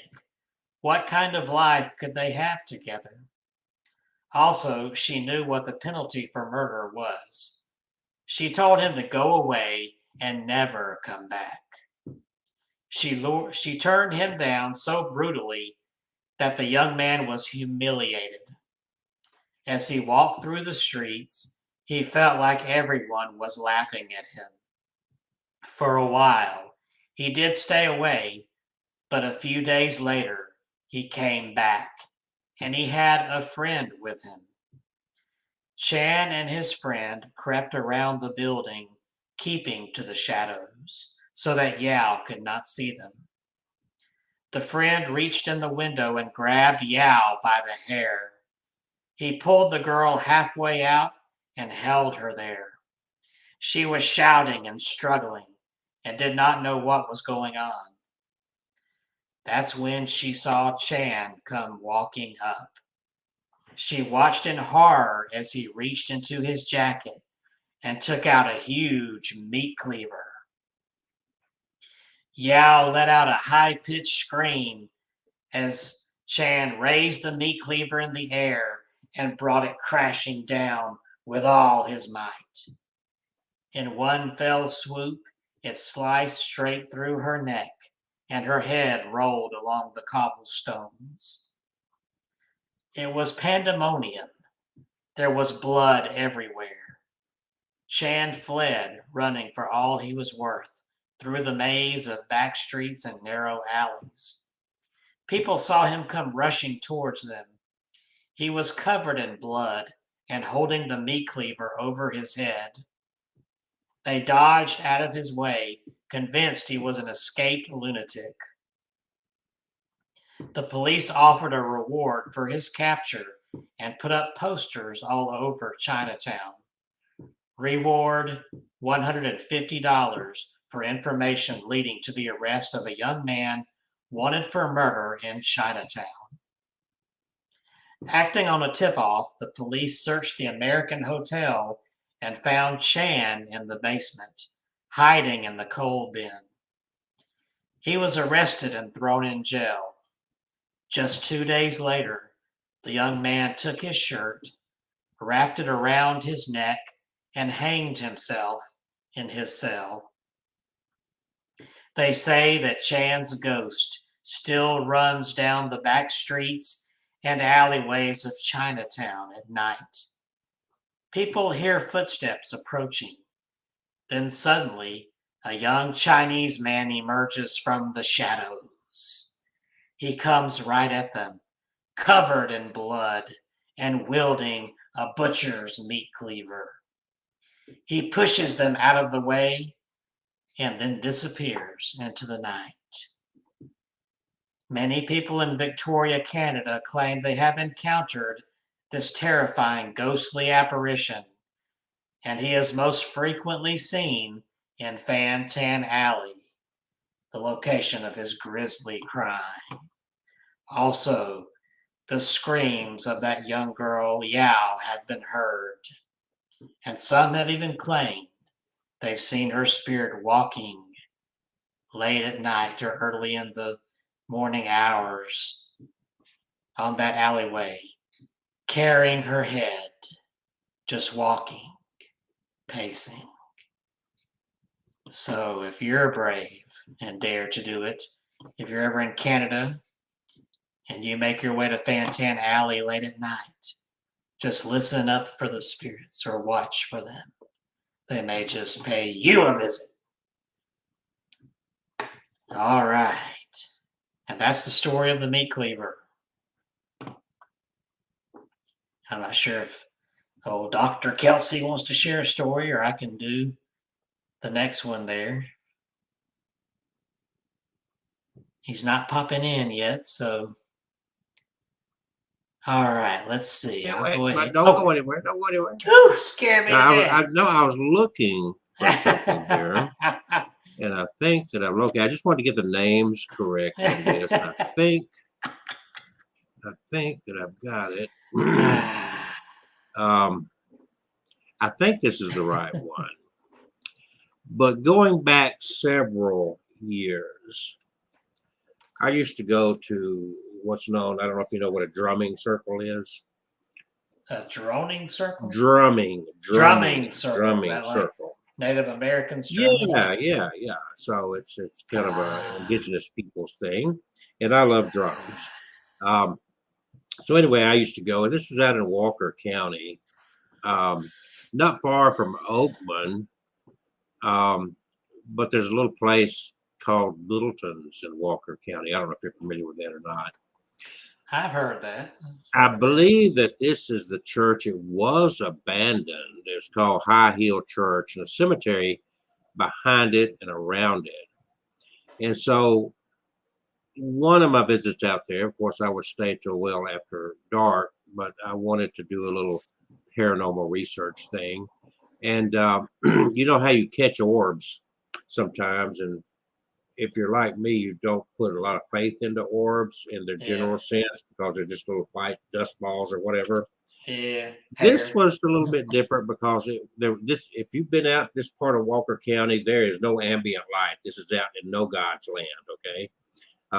So you're far away from any town. There's no street lights, and this little church and cemetery sits off the main road anyway. So it's even if there's no cars to pass by this. So I'm out there walking around the cemetery, and the church at that time was abandoned. A recent picture looks like somebody's kind of redone it, but I don't know. But at any rate, the orb that I caught was a colored orb, if you know what I'm saying. Very distinctive colored orb. Didn't do a spirit box or EVP work or anything like that. I was just kind of walking around and wasn't really trying to do any serious paranormal investigations. But at that time, I had a little Mercedes 450 SL, which is one of those that has two roofs, a hardtop and a convertible. And so it's summertime, and I was driving home midnight or so, left there, and going down one of the little country roads, because to get out of that area, there was no 4-lane roads. It was 100% country. And I'm talking about midnight, 1 o'clock in the morning.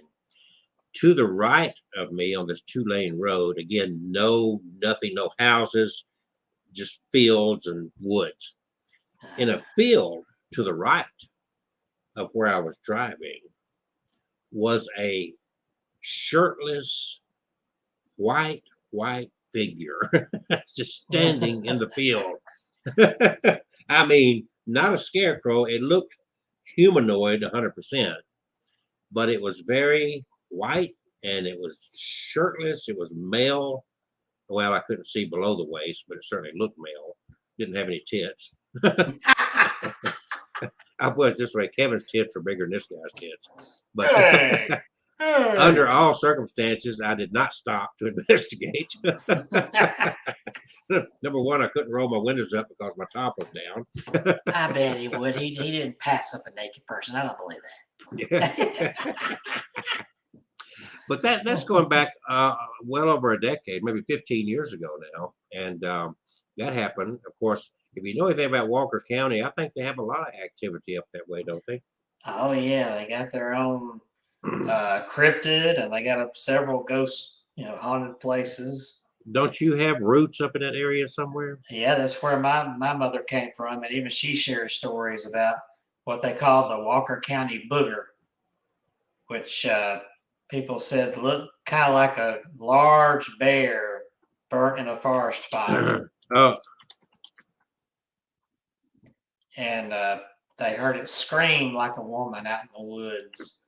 And the thing was like 8 or 9 feet tall when it stood up on its legs. Okay, I've got Lisa. I sent her the link to the wrong place, and she's ready to join us. Okay.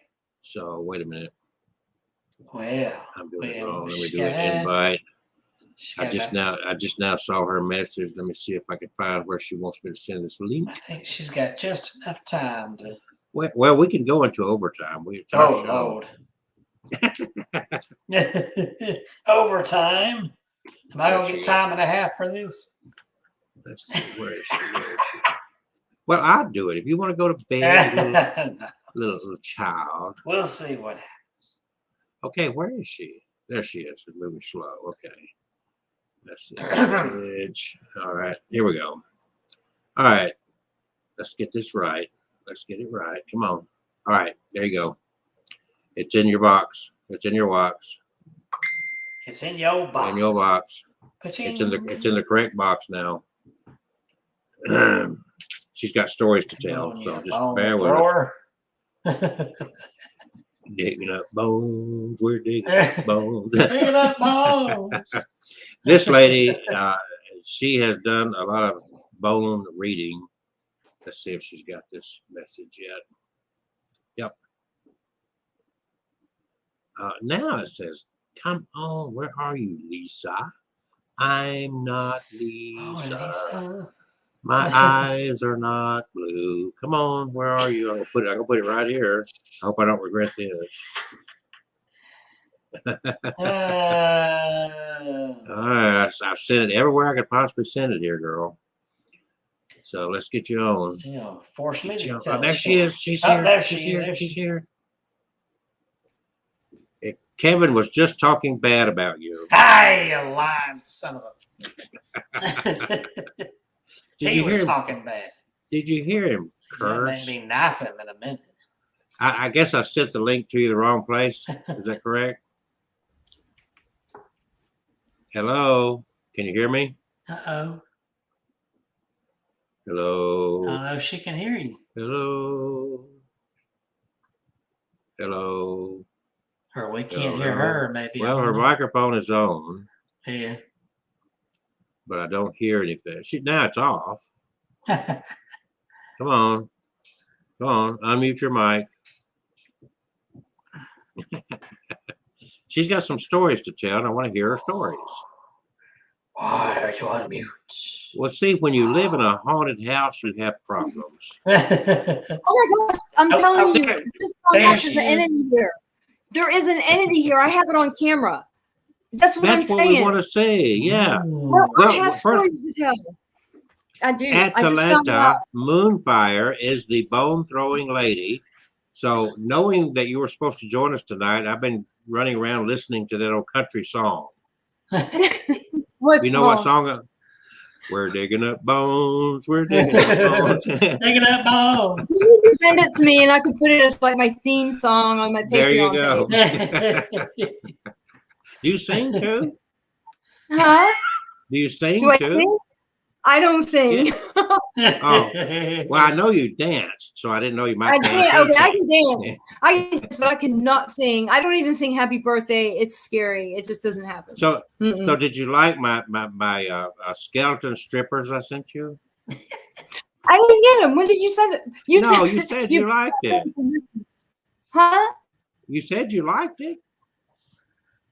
The skeleton strippers. Okay, I got you. I was thinking of a different. I was thinking of what Patrick sent me. No, that's okay. I know. So. You got so many boyfriends you can't keep up with us all. It's not.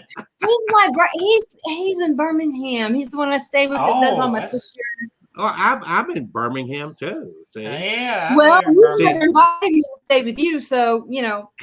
See, she's smart. She keeps all her men at a distance.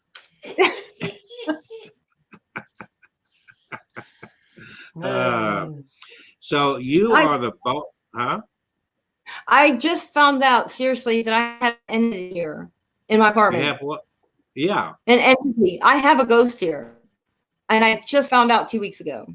Okay. And you're going to tell us about that. Yep. But first of all, I want to give you a proper introduction. Atalanta Moonfire is our bone throwing lady. And she has written a marvelous book on bone throwing that I have somewhere. I've got a big paper monster over here that eats up all my stuff. But do I have it? I don't have it. But very comprehensive book if you want to learn about bone throwing, and she gives classes on bone throwing, and she will do bone throwing for you. In fact, I think twice on this show, she's done some bone throwing for our guests. Oh. So we may devote another show to her to do bone throwing. She just recently did an excellent job putting together her Patreon account. You need to share that with Kevin so he'll know how to enhance his. The Patreon page. That was fun. Yeah. You ought to see what she put together, Kevin. Oh. It might give you some ideas. Okay. So, but I think for like $5 a month or something, she'll do the stripper pole for you. Yeah. And we did get Kevin to twerk for us on the show one time. No way, I missed that. Oh, yeah. It's out there. I'm gonna let you start telling your story. I've got a video of him twerking. You've got to see that. So. Ain't much to it. But you go ahead. I'm gonna back away and let you and Kevin talk about your ghost stories in your apartment. Is that an apartment or a house? This is an apartment that I just moved in April. So I have actually I have a scary story that happened when I was younger, and I have this new story that's happening now. So run with it. This is our show. if we go to 9:30 or 10 o'clock, Kevin may fall asleep, but us young folks will stay with it. We'll stay up. We'll keep them up. All right. So I'm going to back away and let you tell your stories, and I'm going to look for that video because you got to see Kevin twerking.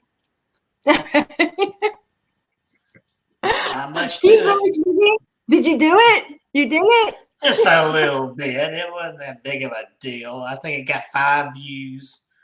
Oh my gosh, I would totally spread that everywhere if I knew about it. Everywhere.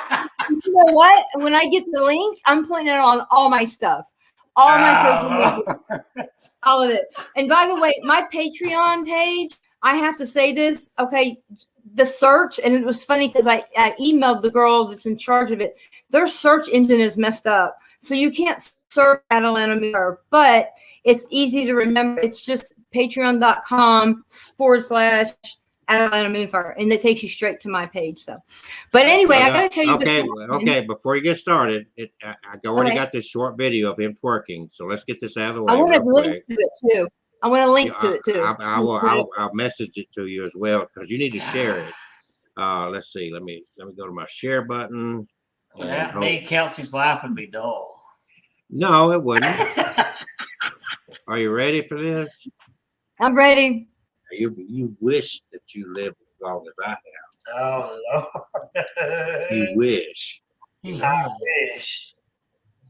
Okay. So Crazy Girl said you need to do a little twerking, Kevin. All right, I'll twerk. I ain't twerking. There you go. This ain't that kind of show. This It is.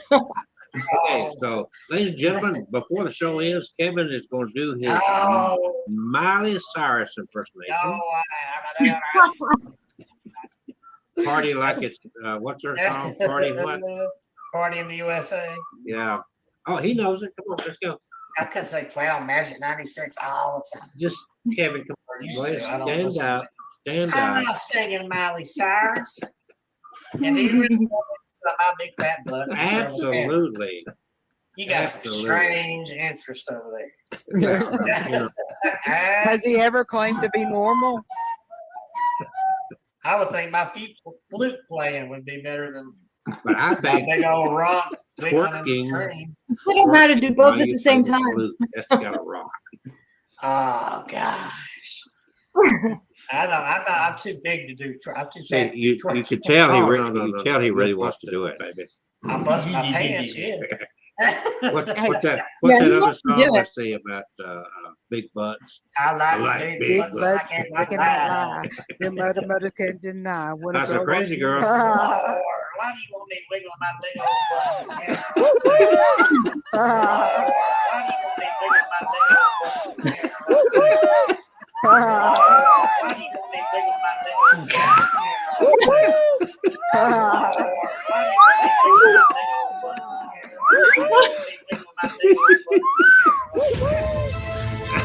Oh my God. I want to link to that. I'm going to put it on all my social media. Oh man. Hold on, I gotta silence this. He went and made a video and posted it, violated my civil rights. Kevin, you gotta be civil to have rights. I am civil. I've been missing all the fun. I have been missing all the fun. You have. You should be joining us. I want to see him. It's got 32 views and 4 likes. Yeah, but I'm going to put it on everything. If you send me the link, I have all kinds of social media that I'm putting it out. And I will tell you, Kevin, I know a little bit about this girl. She's got very abnormal friends. Am I right? Somebody did tell me that actually today that I taught him more weird stuff than he taught me. And I was like, well, hold on a minute. I'm putting this out there all over her Facebook. Well, you just go right ahead. Yeah. People are gonna say, "Who is that? Where you get that up there from?" They're gonna want your I should autograph. put it on my website. And it's just a thing. You'll start selling books out of this. They'll say, "Man." All right. Well, if they'll buy, then go right ahead. Okay, you wanted it. I posted it on your page, and I shared it in a link. Okay. Okay, cool. I'm gonna put it all so- over everywhere. So you got it there. There you go. Perfect. All right. So now, Atlanta has got some stories, at least 2 to share. So Kevin gets to rest his Michael Myers voice. Here. All right. So what Do you want the scary one first, or do you want the one that's happening now? Well, let's do the one that's happening now, and let's do the scary one right before we go to bed, so everybody sleeps better. Okay. All right. So the scary one, I have cameras installed in my apartment because I was broken into recently, and they stole we were talking when that happened. Remember? Yeah, you know what they took, right? Do you remember what I told you? No, I don't remember. Do you want me to tell you? It's very personal. Oh, yeah. Did I it had vibrate? to describe it to the investigators, huh? They took my panties, like all of them. Oh, yeah, I remember talking about that. Because did you go to one of those buy used panty websites to see if they were trying to sell your panties? No, but I had to describe to the investigators like my panties. So if they found a bag of panties, they would recognize it. And one of the investigators goes, "I am so glad this isn't my case." So I bought this camera to install in my apartment, and it covers like almost the entire. It covers all the living room, the door entrance to the other side of the apartment, kitchen, and the doorway. And it's fun because you can look at it on your phone. So I'm out of town all the time now. So I'm like, I'm going to check it out and see what happens. Just because I'm paying for it, I might as well use it. So I'm looking, and black mist kind of goes across. It tells you when motion is happening and automatically clicks on. And this black mist goes across. And I'm like, well, that's weird. So there's like 3 or 4 the first time I looked at it of the motion was detected where this black mist was going across. Next day, it was 41 times it did it. So this has been going on when I'm out of town and when I'm in town and in bed. Before I come out, it'll do something. It also turns the infrared color on and goes blink, like it shows lights and makes the whole apartment blink up. So we did some divination. I have it through the camera because there's voice recording. I have a female voice, okay, on a disembodied voice, female, and through divination, found out that it is a female. She's here to help me, but she's not related to me. So I thought she might have been my sister or something. So that's what we have so far. And I was told by a Babalao, I don't know if you know what that is, but he's real high in African divination, that I needed to put her on a mission because she's there to help me. So far, that's what's been going on. She messes with the camera. She talks every once in a while. So that just in the last 2 weeks, we discovered that, and it's pretty cool. We got it on video. I have. So. Oh, okay. It's pretty nifty. Nifty. And once I get more footage, I'll put it together and send it to you to. Yeah. And if you want me to do something with it, I can play around with it too. So yeah.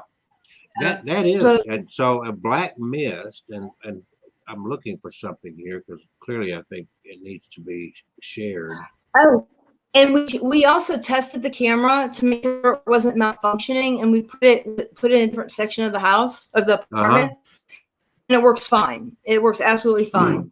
Okay, so and there's no other reason that this should have taken place. There's no way it's a window. We had door shut. There's nothing. Also, it's in the doorway, and I don't know if you know about doorways, but it's like a thin veil between the living and dead, and it being Samhain season, Halloween season, as we get towards Samhain, the veil is thinning between the living and the dead. Right. So she's showing up easier, in the doorway. That's why she's always in the doorway. Okay, I think I found what happened to your panties. Oh no. Yeah. Don't do share.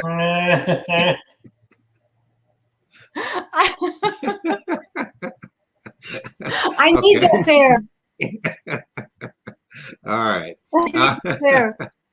So did you miss the video that I shared a little bit earlier here, and it had a door, and it had a lot of mumblings and whatnot. I don't want to take any more time and show it again because I want you to get into your scary story.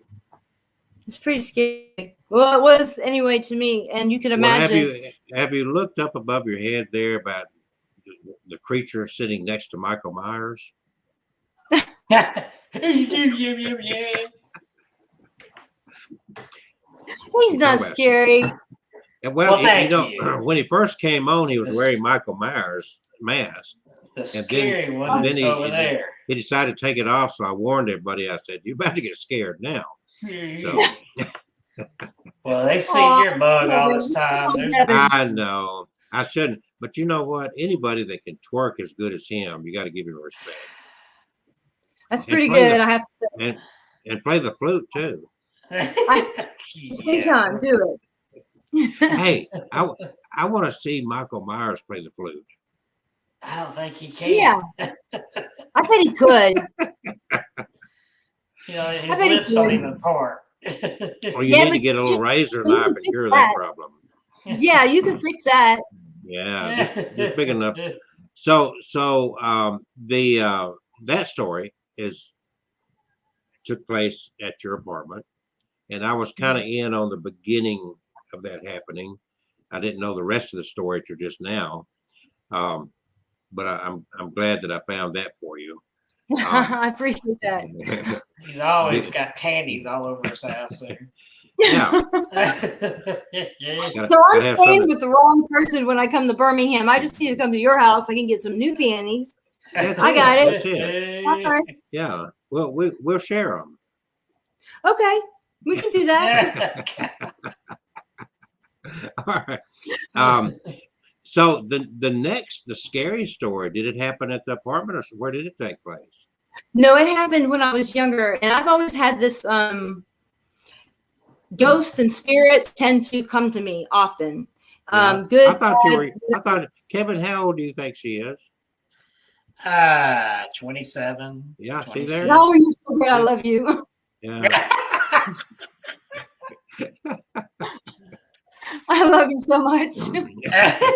Watch My daughter's 32. So. Yeah, she's very, very youthful appearance. Is it the pixelization? Am I wrong? Or what? No, I mean I've actually hugged her before. So, We have pictures of it. yeah, We have proof. It's a real article. And but anyway, I was just curious to what he thought. But so this happened when you were real young. What age do you think you were when this happened? Let me see. I was in middle school, so 12. I was still Okay, 12 so years you're old. just getting into your teens. Mhm. And Just there's getting my something to be- teens.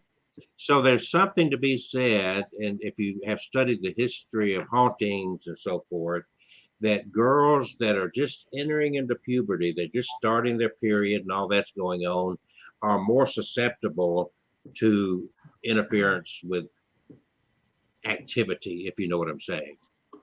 Well, I Have you didn't heard know that. before? Yes, very I much haven't. so. I heard of that. Yeah. That's Yeah, very much wild. so. That's- Because you know what? Now that I think about it, most of my experiences have happened when I was in my teens. I mean, it Yeah. happened when I was little too. It's happened since I've been older, but most of the things were in my teens. So Yeah. makes sense. Well, that's very commonplace, and that's one of the first things that a true professional ghost hunter with a lot of historical experience would ask if there's a young teen girl involved in the premises, because the first, it's just like when that first spot of blood shows. There's something about where the hormones are going and whatnot that makes it very susceptible. Now, Kevin's situation is a little bit different. Of course, he's male, but he kind of stays on the rag all the time. So he gets a lot of hauntings. Stays on the rag away. Keep going again. See, I knew he was not paying attention. I'll stand up for I you, heard Kevin. that. I'm paying attention. So I'll you were like 12 years old. Were you in the? Mhm. Are you always in the Atlanta area? Was that your home roots in that area? No, I've lived a lot of different places. My parents, that particular house that I'm about to talk about, we lived in for 3 months, mostly because of the bad situation. But yeah, I've lived all over the place. So it was in Pennsylvania, in Ambridge, Okay. Pennsylvania, which is a very haunted town. It's Now, been what's the name of that town? Ambridge, Pennsylvania. I It's spent got a a lot lot of of- time. I spent a lot of time around Philadelphia and Hatfield and It's the Lansdale, opposite Pennsylvania. side. Yeah, it's more toward the Pittsburgh side. Pittsburgh It's on area. the Okay. Yeah. There's And, an it's been on interesting grave in Pittsburgh. an interesting grave. Yeah, Is that what you said? Like yeah, what? yeah. Well, I tell your story. I keep sidetracking Oh, you. I'm sorry. Okay. So I was about 12. We moved into this home, and Ambridge has actually been on television before. What was it called? That's Incredible or something like that. It was an old Yeah. show. I love that show. Okay, well, Ambridge has been on there as being one of the most haunted places in the United States, and they had a particular restaurant that they featured. But anyway, so we moved into this house, and immediately I got this awful feeling. Okay, and immediately my sister got really, really sick, and depressed. She fell into like this weird state of depression. Down in the basement of the house, we explored it. Had a bunch of little rooms down there that were creepy, but it looked like people were playing with stuff they shouldn't have been playing with, that they didn't magic they didn't understand.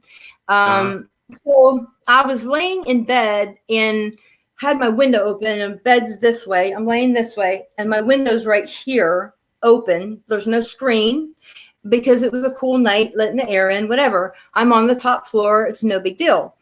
So, and in Pennsylvania, I don't know if you know this, but especially Pittsburgh, the houses are built like this, real tall and skinny, Right. and sometimes have 3 levels. Okay. Right. And they're close together. All right. So I was laying there and I got woken up by somebody standing outside my window, holding something to me looked like a knife. I couldn't tell like their facial features, but I knew it was a male. And I was like looking up kind of like this, and they were telling me, let me in. And now the window was open, but they were asking to be let in. And I froze. I mean, I just absolutely froze. I thought, well, if I get up and run, they're going to get me. They're going to jump in the window and get me. And if I lay here, they might get me. I don't know what to do. I was crying. I mean, back then, I prayed to everything you could imagine. Okay, every single god or goddess or whatever you could imagine that I would make it. Where were your parents? They were on the same floor, but in a different bedroom. And I they was didn't hear afraid. you, or yeah. No, I was quiet because this person was talking to me. I was pretending like I was asleep, and because they were outside your window, but you heard the voice. saw them. I heard the voice, and I saw a person standing there. And I could tell it was a guy. Okay. And they were holding something in their hand. All right. And it looked to me like a knife. It could have been anything. I was young, but they were holding something in their hand. And so I was afraid to get up and run because I thought I didn't remember that I was on the second floor. I just thought it was a person. Anyway, it went away. And when I went and got my dad, he was like, Lisa, there's no way anybody could have gotten up here because we're 3 stories up. There's nothing they can climb on.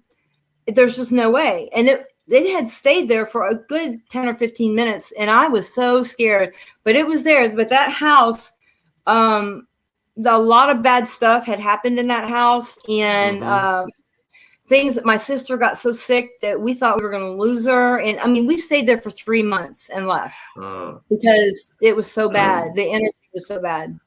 Well, I've solved your case for you right now. Uh-oh. What did you do? You never heard of the Slender Man? No. Oh, no. Yeah. No. See, he would be tall enough for you to see him outside your window. That's true. He would.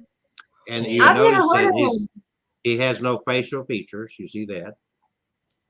Yeah, he doesn't. And he likes those young 12-ish-year-old girls. He kind of looks like Kelsey on stilts. Shh. Give it away. Is that real? I mean, is that like a real story? Yeah. Slender Man. They even I mean, I know that's not a real it. picture, but is it a true story that there's?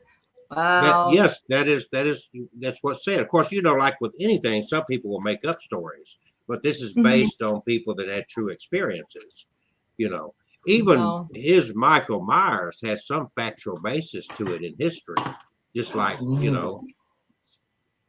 okay. So all these urban legends, you go back far enough, has some kind of basis for some kind of real life event, something somebody thinks they saw. But Slender Man, clearly you hadn't been into the paranormal end of things as much as Kevin and I have. But immediately when you said second floor and you couldn't make out facial features and whatnot, I mean, there he is, and there is little Lisa right there. Yep, that's true.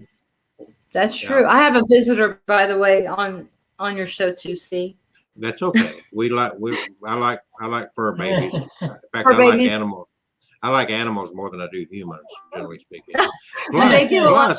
Let me tell you what. Animals are good ghost detectors. Mm-hmm. She's been acting Yeah. crazy. Yeah. So if you've got something going on, you'll all of a sudden see your dog or cat staring at a blank wall, you know, or your dog especially will get excited and start barking at nothing, you know, and those kind of things. She's doing. Yeah. This is a new thing. This is I think she came because of the panty thief. I think she came because of that. Like she's here to protect me. There you go, the panty thief.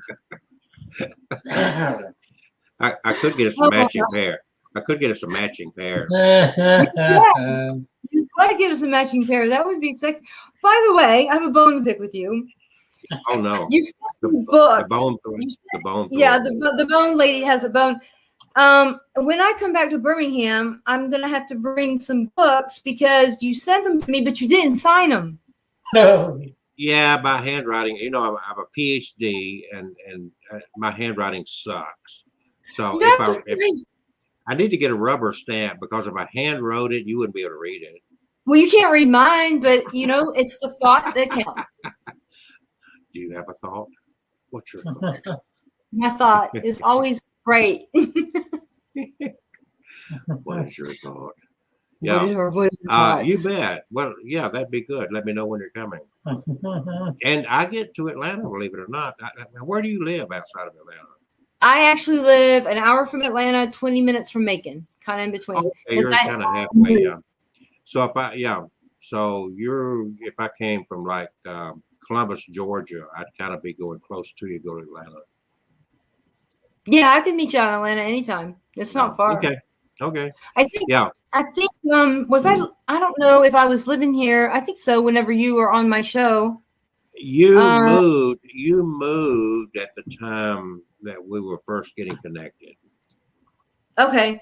Yeah, I just recently broke completely away from the romantic situation that I was in. We were broken up in July, but I just, like a year and a half ago, July. But it's officially gone. I don't think you knew that. So no. Yep. I'm officially single now. Here is my three. See, my books are boring books. I've got one that's called Dating the Dead. But here's my latest 3 books that I just published this year. It's busy, but never. Do you see that? Live in peace. Yeah. Invest in yourself. You are a number 1 asset. I agree. So people say rest in peace. I say live in peace. Yeah, he's giving it lip service. I'm going to give you some lip. I'm going to give you some lip service. Okay, so I guess Kevin, we're going to have to get a 3 pair of these. You know what? Where are you? Send me the link to where you're finding those, because I'm getting a. I'll buy us all 3 pair if you wear them. All right, I will. I'm serious. Do it. Yeah. Okay, let me get you the link. I'm sending you all kind of links. Where did I? I don't wear panties. Thank you very much. You have to wear the panties. You can put them on your head. Well, put them on my head. I usually go. Now I've got to search for them again. I lost the link. Let's see. There we go. So where did I find those? Got to get her the link. So whatever became of that one? Any more became of that story? That story? No, we moved out, but it can't keep. Last that I know, which was when I was in my late teens, they couldn't keep anybody in the house because it was so dark. The energy was so dark. But I also had a house in Ambridge when I was about 4 years old. I used to have these weird nightmares, and I couldn't understand why. It was the same nightmare over and over again, and it was real bloody. And I was just a little kid. But my parents were sitting in the living room and saw this apparition come through the door, and then it disappeared. But they saw like footprints, kind of in the carpet, and then walk out the door. Well, one night when we were all gone, we had just freshly painted the apartment. When we were all gone, we came back, and there were red, like clay handprints all over the walls where they repainted their bedroom. Red clay. And there's not red clay in Pennsylvania, but red clay handprints everywhere. So yeah, I'm telling you, they've followed me everywhere all my life. Well, I've had a lot of experiences throughout my life, and it's like I've often said, I've never had great experiences when I was looking for them. It was always when I wasn't even thinking about it. Okay. Yeah. But the most my interest for a long time was in aliens and UFOs and so forth, because I had a Men in Black story in my history, to where they actually injected something in my neck, and I've told that story many times, but I'm not going to tell it right now. But anyway, yeah, have your books handy, and I'll be glad to scribble my name in them. Okay. And then it was official. Why don't we plan on getting you back on, and we do some bone throwing? Would you like we can to do that? Yeah, I can do that. Yeah. Matter of fact, look, I got my calendar right here. All right. It'll have to be. It has to be November, because this month I'm gone. Like this month is November, okay? Yeah, we do this every Tuesday night. Hey, do you remember the band called Air Supply? Yeah. Guess what? What? November 5th, they hired me to video a private show they're doing. No, that's so cool. Yeah. So I will be filming, and it's a private. They're doing a concert that same night at the Alabama Theater, but before then, they're throwing a birthday party for somebody. And you're filming it. Yeah. So I get to go to the show, and I get to film that, and blah blah blah. And they've got that is beautiful. Really cool. Yeah, if you like that kind of music, they're into love songs, So yeah. Oh, you'll That's get fantastic. a picture with them. Oh yeah, you bet. But I can't share the video. I cannot post the video. No. You can. I can show it to you, but I can't post it on the internet. Yeah. You know what I'm saying? Oh, you can show the video even? I didn't even know. I can show you, as long as I don't post it anywhere, But Okay. if I got it on my computer, I just have to, hey, watch the video. But no, you got to sign all this stuff, for privacy stuff. But yeah, but privately, I can show somebody the video. I can't put it on YouTube or any other internet source like that. Right. Wow. I didn't know that. When I was 19, do you remember Night Ranger? The band Night Ranger? Yeah. Okay. I went on a short tour, like a half a year tour with them, doing photography and stuff for them. And I wasn't allowed to show anybody of course, we didn't have internet back then, but I wasn't allowed to show anybody the pictures that I took. Yeah. They were theirs. I couldn't keep it. Well, I had one picture, I think, that I got to keep, and that was it. I'm a little bit older generation than you guys are. You're still in your 20s, at least. I'm still in my 20s. We're going to keep that. But on my mother's side of the family, we're a lot of entertainers. And that's where I kind of get my stage persona bullshit going on, I don't have the talent, but I've got the mannerism. You've got the talent. Don't be modest. The bottom line is, if you remember the Ozzie and Harriet show, yep. And Rick Nelson was my second cousin. Oh, that's cool. when I had hair on my head, I used to hang around a lot.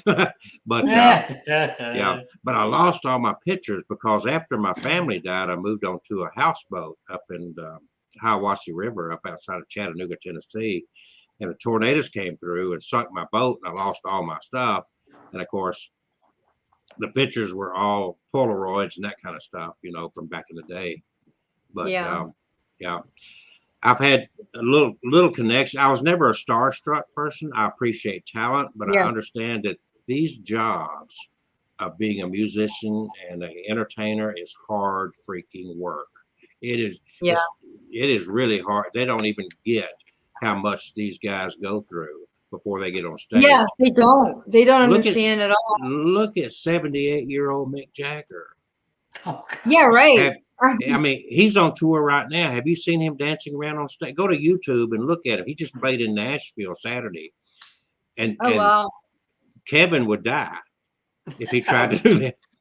The guy's 78 years old and he's dancing, I can't get no satisfaction. Still do the bird thing. Oh, yeah, he does all that stuff, And that's after having a stent put in his heart, I know, and these guys have been through hell with all that partying they did back in the day, and they're still kicking and they're still making music. And well, him and Keith Richards were always ugly to begin with, So.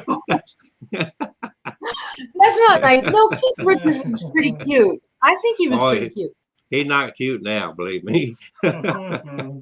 He makes me look good, and that takes a drop.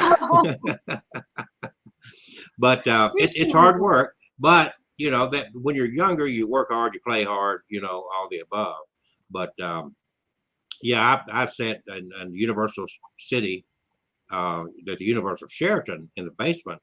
Telly Savalas used to keep a suite there. He lived there and took care of his mother. And I used to sit down in the basement there and drink beer with him and his nephew. So, but I just never was starstruck because to me, they're just people. They just happen to have a job that's, Kevin collects pictures of all these people. So he knows what I'm talking about. They're just people. They just happen to have a job that got them famous on TV or whatever. So my first life story, right? My first 20-ish years of my life, my past, I did a lot of modeling and acting, and I danced on stage with a lot of these bands. Yeah, and I found you on Pornhub. You're so wrong. Now, wouldn't you feel bad if that was true? Wouldn't you feel bad? No, I would love it. Wouldn't you feel bad? You'd be like, wait, she's got one? Really? They don't want to see that. I promise you. They don't want to see that. I'm sorry. Go ahead. I know what you're talking about, though, because I've met a lot of people that were famous. Matter of fact, my mom would feed them. When they came into town, we would hang out at my apartment and they would escape everybody. And when you get to know, how it is when you get to be known in the little circuit as a cool place to stop, they stop and hide at your place. Right. And so, you get on the little circuit with them and you become friends with most of them, and they are just people that work hard and play hard. Yeah. Yeah, but they like to be able to get away from people sometimes and act normal. Yep, and hide. They hide. They used to hide at my house. So instead of being at a hotel, they would take off. My mom would cook for them and chew them out and all kinds of stuff. And they're like, "Do you know who we are?" My mom's like, "I don't care who you are. You're not gonna." Well, see, I've been promoting Kevin for 2 years now, and he's getting to where it's hard for him to move around much. Oh, yeah, right. I can't get out the door. Well, that's because of your weight, not the door. You can kiss my big old fat weight. You want me to play the twerking movie again? No, don't twerk. Do the twerking movie again. Do the twerking movie. I want to post it on my stuff immediately. You've had your fun. No, I haven't. I'm only yes, begun. You have. I've only just begun. I love it. I'm going to post it everywhere, Kevin. It's going on my Instagram. It's going on my Twitter. It's on my Facebook. Yeah, you wish that you live as long as I have. Oh Lord. You wish. You don't pay me time and a half. Wish. I Oh, probably okay. So will. Crazy Girl said you need to do a little twerking, Kevin. All right, I'll twerk. I ain't twerking. There you go. Get rid of it. This ain't that kind of show. This Yeah, ain't. it is. Oh. Okay, so ladies and gentlemen, before the show ends, Kevin is going to do his Oh. Miley Cyrus Yeah, you gotta do it again. party like it's You gotta what's do that it. song? Party what? Party in the USA. Yeah. Oh, he knows it. Come on, let's go. I can say play on Magic 96 all the time. Just Kevin, come Or on. used Go ahead, to. I don't stand listen to up. Stand I'm up. not singing Miley Cyrus. And do you really want me wiggling my big fat butt? Absolutely.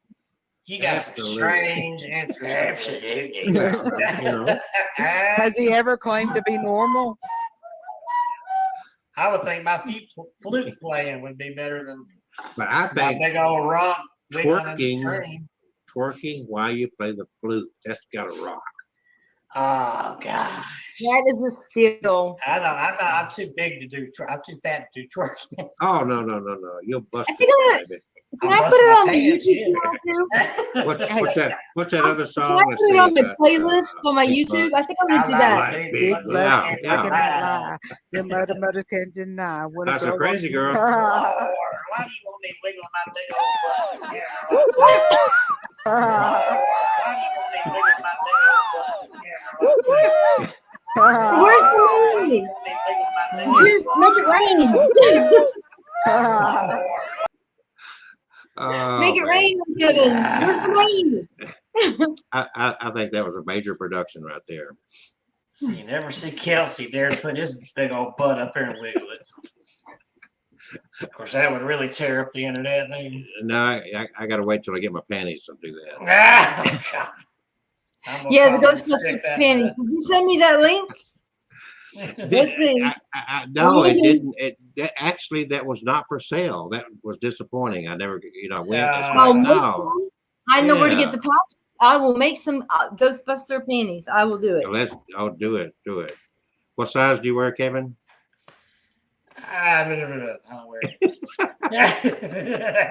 I'll get you the little tidy, what do they call boxer briefs? And we'll put the Ghostbuster. We've been trying to get her to wear a tutu, but it hasn't. I'm not wearing It hasn't happened yet. It ain't gonna You can happen. wear it too. Just once. Yeah. Well, let me tell you what, people. I'll I've got a zero early time. day tomorrow, and Oh. I got a lot of running around. Oh, So, no. but I'm glad you joined us, and I hope that you just let me know when in November you come back and spend the evening doing this. I'm going to text you here in just a minute and let you know. Okay. And we'll That'd do be some fun. bone throwing. I've got And, something in addition now too to the bone throwing that I've added. Kevin knows that I love him or I wouldn't pick on him. So. Yeah. He Friends loves like you. this who needs enemies. We're almost just a few months shy of completing our third year of doing this every Tuesday night. Wow. So yeah, Which means I am unbelievable. crazy. We're going to do a EVP session out of his property, and he's got a few acres out there. And one night, his brother heard, and there's no kids around there, but heard little kids outside, just right outside Well, the there house. are some kids. Yeah, well, those little kids. These kind Those little of kids. kids. Yeah. So we got a lot of fun stuff, and of course he's going to be Halloween weekend. He's going to be in Connecticut, doing his thing up there. With So, Annabelle. Annabelle, yeah. So I don't know. He scares me with that knife, but I'm gonna Well, say, he's holding that knife really comfortably. Do you know what I'm saying? Like he's used to holding it. yeah, he's fending off the evil spirits. Evil spirits. We have gone into many minutes of overtime. Yes, we have. I've enjoyed But I've had Kevin. fun. Huh? No. I've had fun. I hadn't seen y'all in a while. Yeah, oh, you've been a stranger, that's for sure. Stranger. I've been running around everywhere. Running. So, okay, we'll get together. We'll do these things. We're going to make it happen. And we're going to keep doing this show. And we'll have you back on. And I'll promote it some so we get some people on there that want to talk about bone throwing too. Cool. So Yeah. I'll be promoting it too. So I'll send you an email, and if it's okay, or a text message, if it's a good date, then let me know. And we'll make it official. Any Tuesday, we'll make it happen. Okay. Good deal. Okay. And Yep. also promote your Patreon, all the above. And aren't you Awesome. a member of our Abnormal Alabama Facebook page? Yep. Yeah, we got well over 1,000 people on there. So promote your stuff over there. Just put it Yeah, out. I'll do it. Yeah, That would get be it done. fantastic. Thank you. Yeah. We Thank help each you. other out as much as possible. So I always enjoy my time with Kevin, and it's always nice to have another fresh face with us when we do this. Kevin's face gets old after a while. Oh, shut up. Aw. On that old face. No, Burl Ives over I there. know I'm grandpa compared to Y'all are all wrong. you. We're just getting started. Don't make me feel okay. Look, don't make me feel old because I refuse to get old. I'm not doing it. Just not doing it. Yeah, yeah. Well, I'll never. Yeah, some people say I was born old, so you know. Anyway, we'll get your theme song going. Digging up bones. We're digging up bones. Do it. All right. Peace. Peace. Mwah. Take care. Bye. Talk soon. Bye bye. All right.